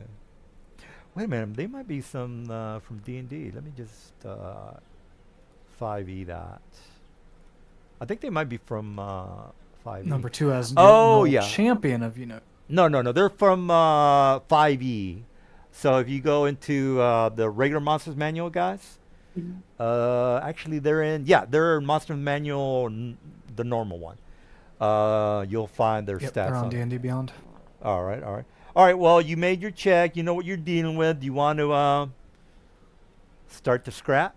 Because they're basically laughing at you, and more than likely are going to try to beat you down. There's 5 of them. What I can see. Yeah. Well, actually, this place does have a little bit of light. Let me put. All right, there you go. There's a couple of torches around the city, guys. It's not like complete chaos around here. Let me just drag, copy and paste. What's kind of important for me, I need to know where the light sources are. Okay. Yeah, they're torches around some of the buildings. So yeah. There's a torch right in the. There's some sort of a plaza there, and people are talking.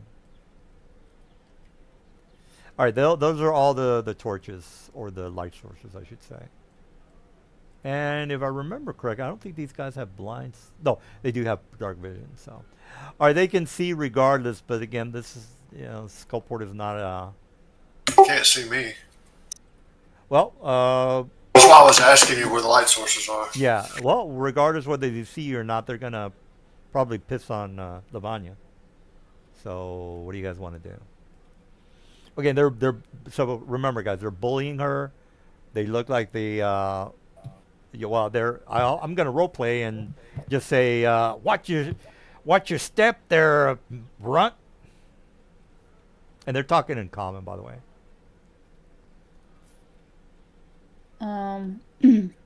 How tall are these things? They usually are 6 feet or higher, if I remember my lore. They're not that much taller.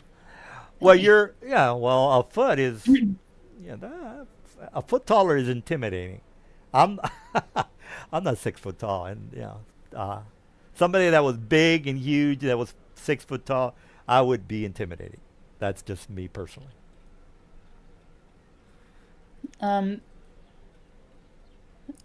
kind of just ignore them and glance over my shoulder at Morel and Thale, and this guy kind of runs around, and he kind of bends down to be face to face with you, and he's kind of like his breath is almost right up to you, and says, "Where are you punks going?" Did you intend him to run to Lavanya or Thale? Because you ran him past Lavanya. Oh, Thale.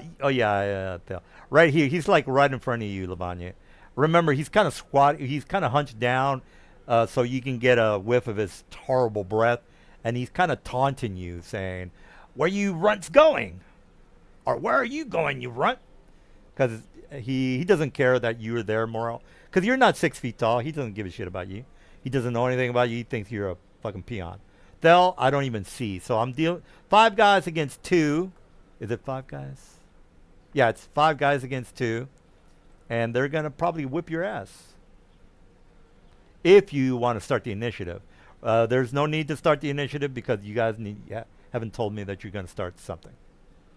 I say to him, sec. So you guys can move anywhere you want because again, the Lavanya could kind of, de-escalate the encounter if she wanted to. I'm working on it. Let me get the other guy. Yeah. They're kind of moving away. The commoners. They're like, okay. Actually, he rolled a 19, so that one depends on the tome ruling if he would pass or fail my spell DC. Did you want to Foundry to take care of the save, or do you want me to roll? It did. The thing is, he rolled a 19, so because my DC is set to a 20 still, because we never got the ruling on that. Oh, I tome, see. Okay. so it kind of depends on that ruling if I could have read that second book. Yeah. We know for now we're gonna go with what you. Well, guys... the second book, if you only read 2 of them, that would have only given you a +1. So if your DC would have been a 20 with 2, The tome gives you a +2 and ups your maximum by 2. But yeah, I think +2 means +1 modifier. Yeah, but didn't she say her a 19 equals? I guess you're 19, so on an equals he'll pass. But wasn't her original score a 16? Wouldn't that would have brought up? No, her 16 was before like other magic items, I think. Well, her 20 supposedly was with having read 2 books. So if you take one of those books away, it would be a 19. But a 19 would pass a 19 because it's a DC, so meeting it passes it anyway, so it's irrelevant. Okay, Oh, well, this is why, because my Rhythm Maker's drum gives me a flat +3 to my DC for my bard spells. Yeah, so So that's what takes it that's from the a big 16 to the chunk of it. 19. oh, okay. Well, whatever you guys, if you guys can fix that through the week, I don't care. All right, so did I pass or fail? I did fail. So Am I you're correct? letting me keep my stat as it is for now, it's a fail. All right, And well, I'm suggesting that you get your atrocious breath out of my face, gather your friends, and leave before you regret this night. all right, so I did fail, just to make sure we're on the same page, right? Yes. All right, so he kind of, as soon as you cast that spell, he kind of straightens up, and then he looks at the other guys and says, "I guess we can." And he kind of repeats what you just said. And this guy's here. He smacks you on the head. Surprise attack, Levon.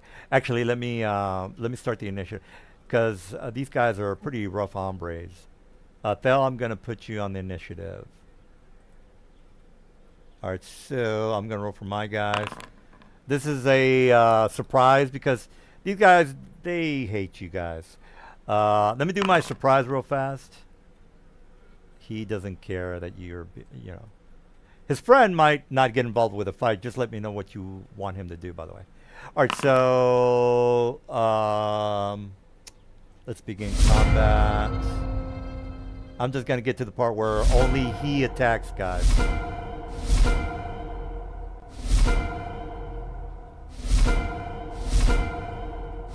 All right, there we go. He's the last in line. All right, so I'm going to do a surprise attack. And Jesus, where's my club? Oh, it's a claw, I guess. Attack, normal. I don't know if that's... Okay, that is... Your armor class is 23. That's a miss. All right, so he kind of... He's a bit drunk, and his claw goes over your head. So you can definitely hear the swoosh of his claw going over your head, Lavanya. All right, so initiative, Mr. Thel, you are on the scoreboard. These guys are real drunk, by the way. Okay. I guess let's see if that was the So the one south of me right now is under my suggestion. Yeah, this guy is the one that has the little charm or suggestion thing. thing.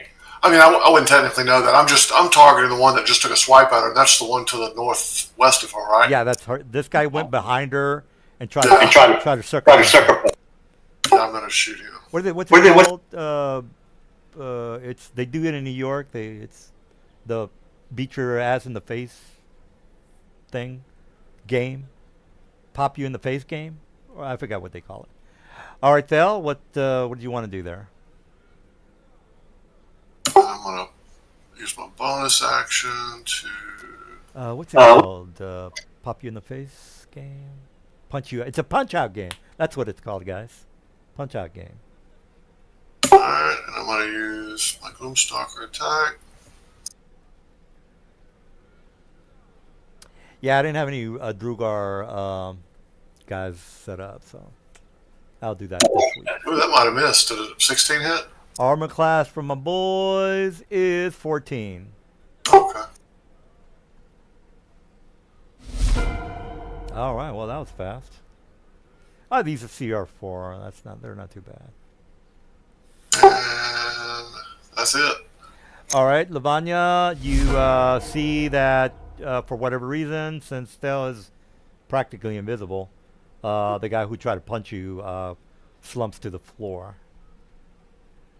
I will turn around and a suggestion read. These guys, by the way, start to do their hyena, jackal type of war cry, I guess. Okay, I can't change the suggestion, so the one that is still acting under the impulse that he should just gather his friends and leave before things go bad. All right, okay. I was wondering if I could change or add to, but I can't. What the spell itself is the initial command I give, and I can't change it. Okay. Yeah, you can for each round you can give a different suggestion. Am I correct on that? I would have to use another spell slot, which I don't want to do. Okay. Um, Well, you're still concentrating, so Yeah. Who's the next if one? you cast a spell, you probably gonna you'd have to Only a concentration spell. yeah, another concentration, right? Um, So right now I'm gonna roll a morale check if you want me to with the guy that's under your command, I should say. I am gonna hold my action and prepare an Eldritch Blast if any of the other three move to attack us. The one nearest to me, or the one that moves first to attack, I will shoot my Eldritch Blast at. All right, so just to make sure you're not giving him directions on how. I can't give him further directions. The spell's already been cast with that Okay. initial command, and I cannot change that. So Yeah, but couldn't you cast another suggestion or? I No. can, and I do not want to spend another second level spell slot to do All right, that. I He got you. I got you. intents and purposes out of combat right now. All right, all So right.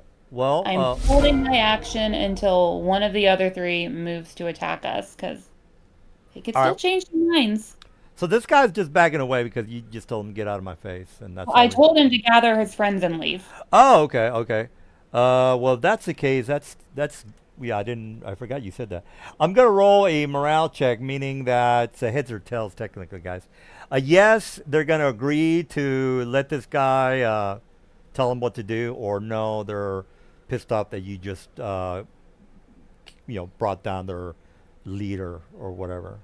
All right, so there's a move. Okay, though, that's a no, meaning that they're going to go ahead and back away. A yes would have been they're going to attack. I should have mentioned that earlier, but a no, a one is always a no. All right, so they're backing away. He gives them barking orders in no, which is what is a no? Is that abysmal? Yeah, it's abysmal. So they start talking in abysmal, and they pick up their friend, and they kind of look at you in a kind of an arrogant way, sort of like maybe a Klingon would look at you and say, we could kick your ass if we wanted to, but we're not gonna. We're not gonna. All right, so they decide to pick up their friend, and the guy who is suggested, he's just telling them, hey, let's get out of here and let's not fuck with these guys, because again, I rolled a one. All right, so that's it for that encounter. One of the people here with this guy is a halfling, by the way. He kind of comes up to you and says, "Wow, you men just took care of that fairly well. By the way, my name is Jonathan. I'm proprietor to the building here that I own. You guys look like you can handle yourselves fairly well. Not too many people can go up against the Jones gang. We call them the Jones gang because they're notoriously getting into fights with a lot of the business personnel, which just happen to have the last name of Jones. Well met." And he takes his hand out and wants to shake whoever wants to RP with him because he's going to offer you a job. I'll take his hand and say, "Well met. Yes, we capable of dealing with thugs like that. We like to avoid unnecessary conflict whenever possible." Well, since you seem to handle yourself, and I just want to ask, how were you able to bring down that goon that was behind you? I didn't see any of you lift a finger. I'm wondering, maybe are you spellcatchers or you maybe even psionists? Because I can definitely use people such as yourself that can bring down an enemy without lifting a finger. Fairly impressive. Well, it required more than you might think, but we do not like to disclose our methods of dealing with sour situations. And he kind of he looks a little bit awkward. Well, I don't want to get into intrude into any of your business, but I just happen to run a caravan shop. I do a lot of business with places such as LuxScan and, well, not Baldur's Gate anymore. Seems to have a lot of problems in that location. But I did lose a couple of mercenaries just a couple of days ago. Now, the city of Luxcans is up to the north. I don't know if you have heard of it, but it does have a pretty nefarious group of, shall we say, customers around there. And I don't want to lose any of my, well, as I have already mentioned, I am looking for some new mercenaries that might be able to help me out. And since you look like you are able-bodied to defend or take care of yourselves, would it be too much of an imposition if I were to commission you for an assignment? See that the what was that? Jeez, I can't even think. The Dead Show. I can't think right now, guys. But that's a bit of an influence on my RPing of my NPCs. Anyway, regardless of that, what do you are you interested in a job? He says. We are actually on a different job right now and are unable to take further employment at this time. Oh, I hate to hear that. Well, if you're ever interested in making a a bit of a cash, I deal with fairly astute and how shall I put it? Very important people. I'll just leave it at that. Just look me up, and I would be happy to offer you a job. Now, if you don't have any other questions for me, I will take my leave. And he kind of bows to you guys.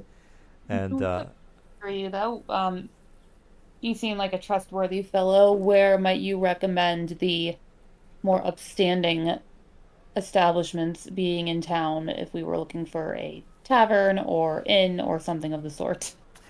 well, there are a couple of reputable taverns, and then he kind of points to where you guys were at. Again, that upscale place where the humans hung out. He says the humans are quite haughty with their slave trade. Unfortunately, they're not to be, well, let's just say they're not very trustworthy, is what I'm trying to say. They kind of keep to themselves and have a bad habit of, being somewhat treacherous.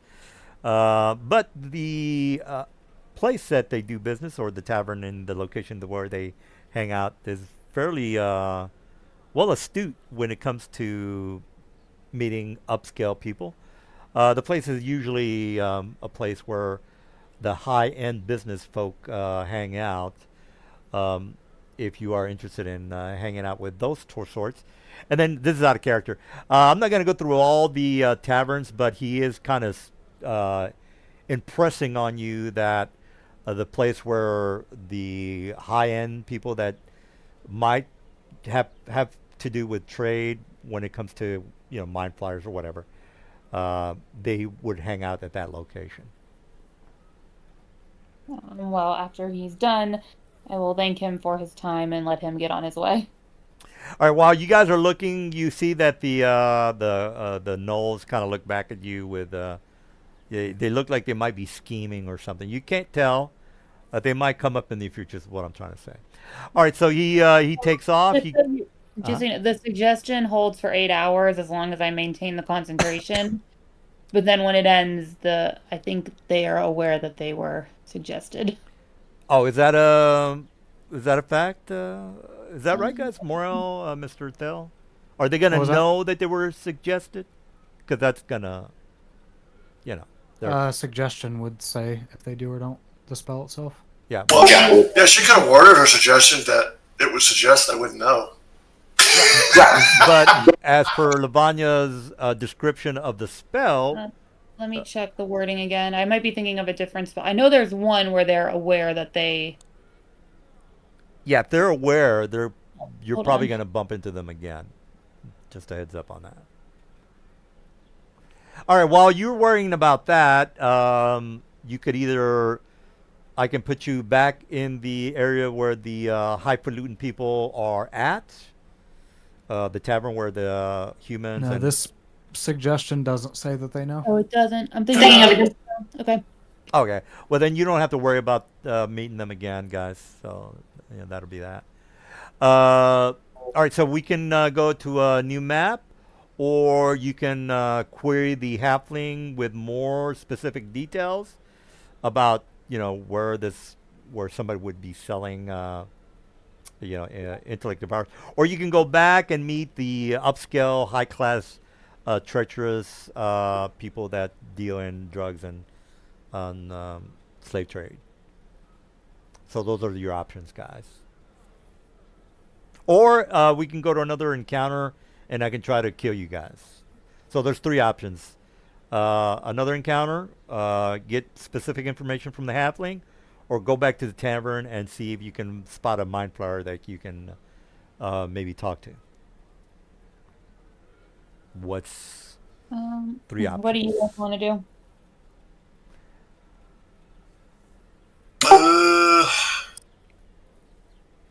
Three You want- options, guys.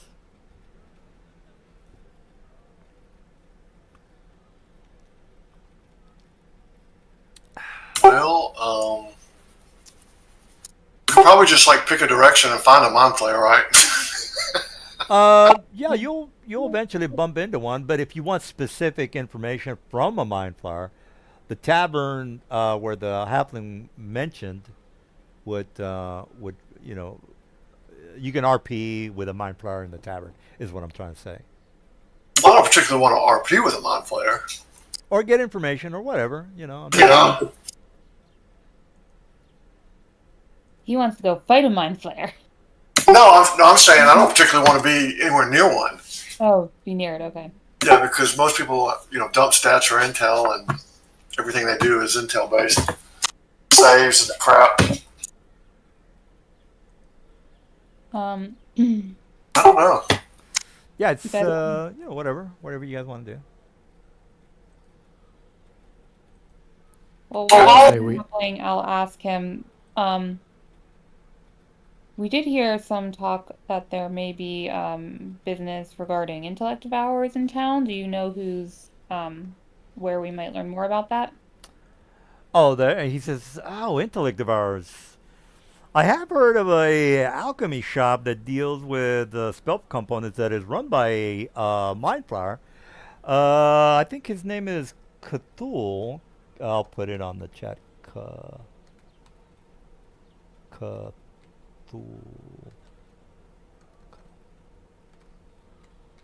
All right, so there you go, Cthulhu. That's what I remember about that. I've passed by the shop every once in a while.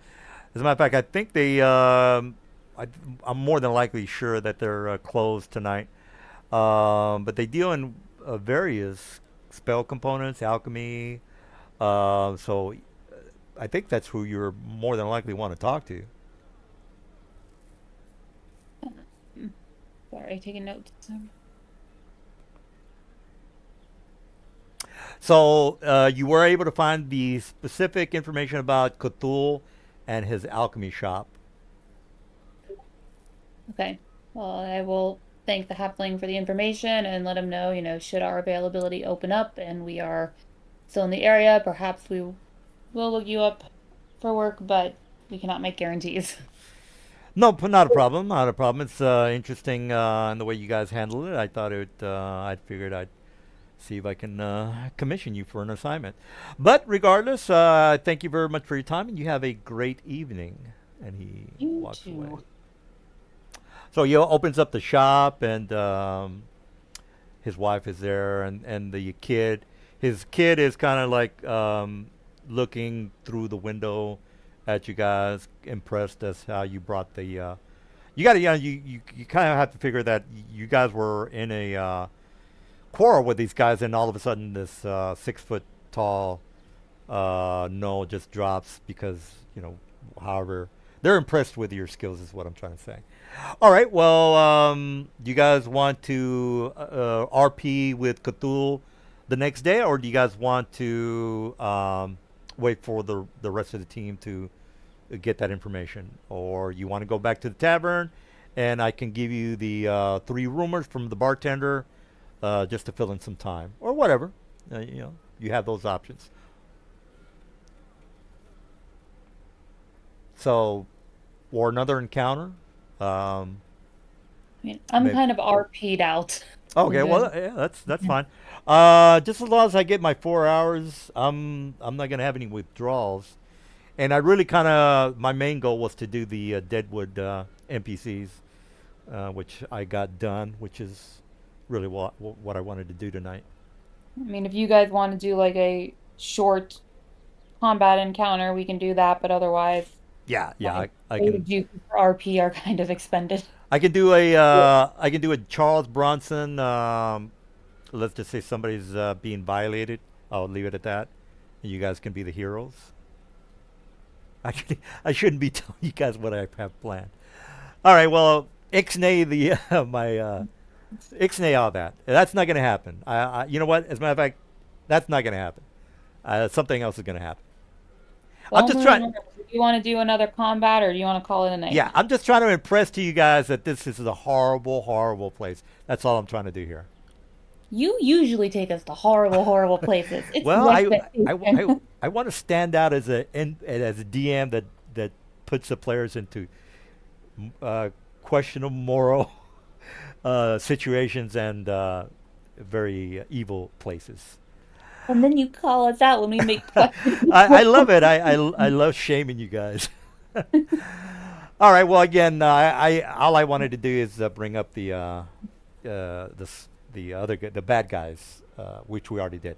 What do you guys want to do? Lavagna's mentioned what you guys could do. What do you guys want to do?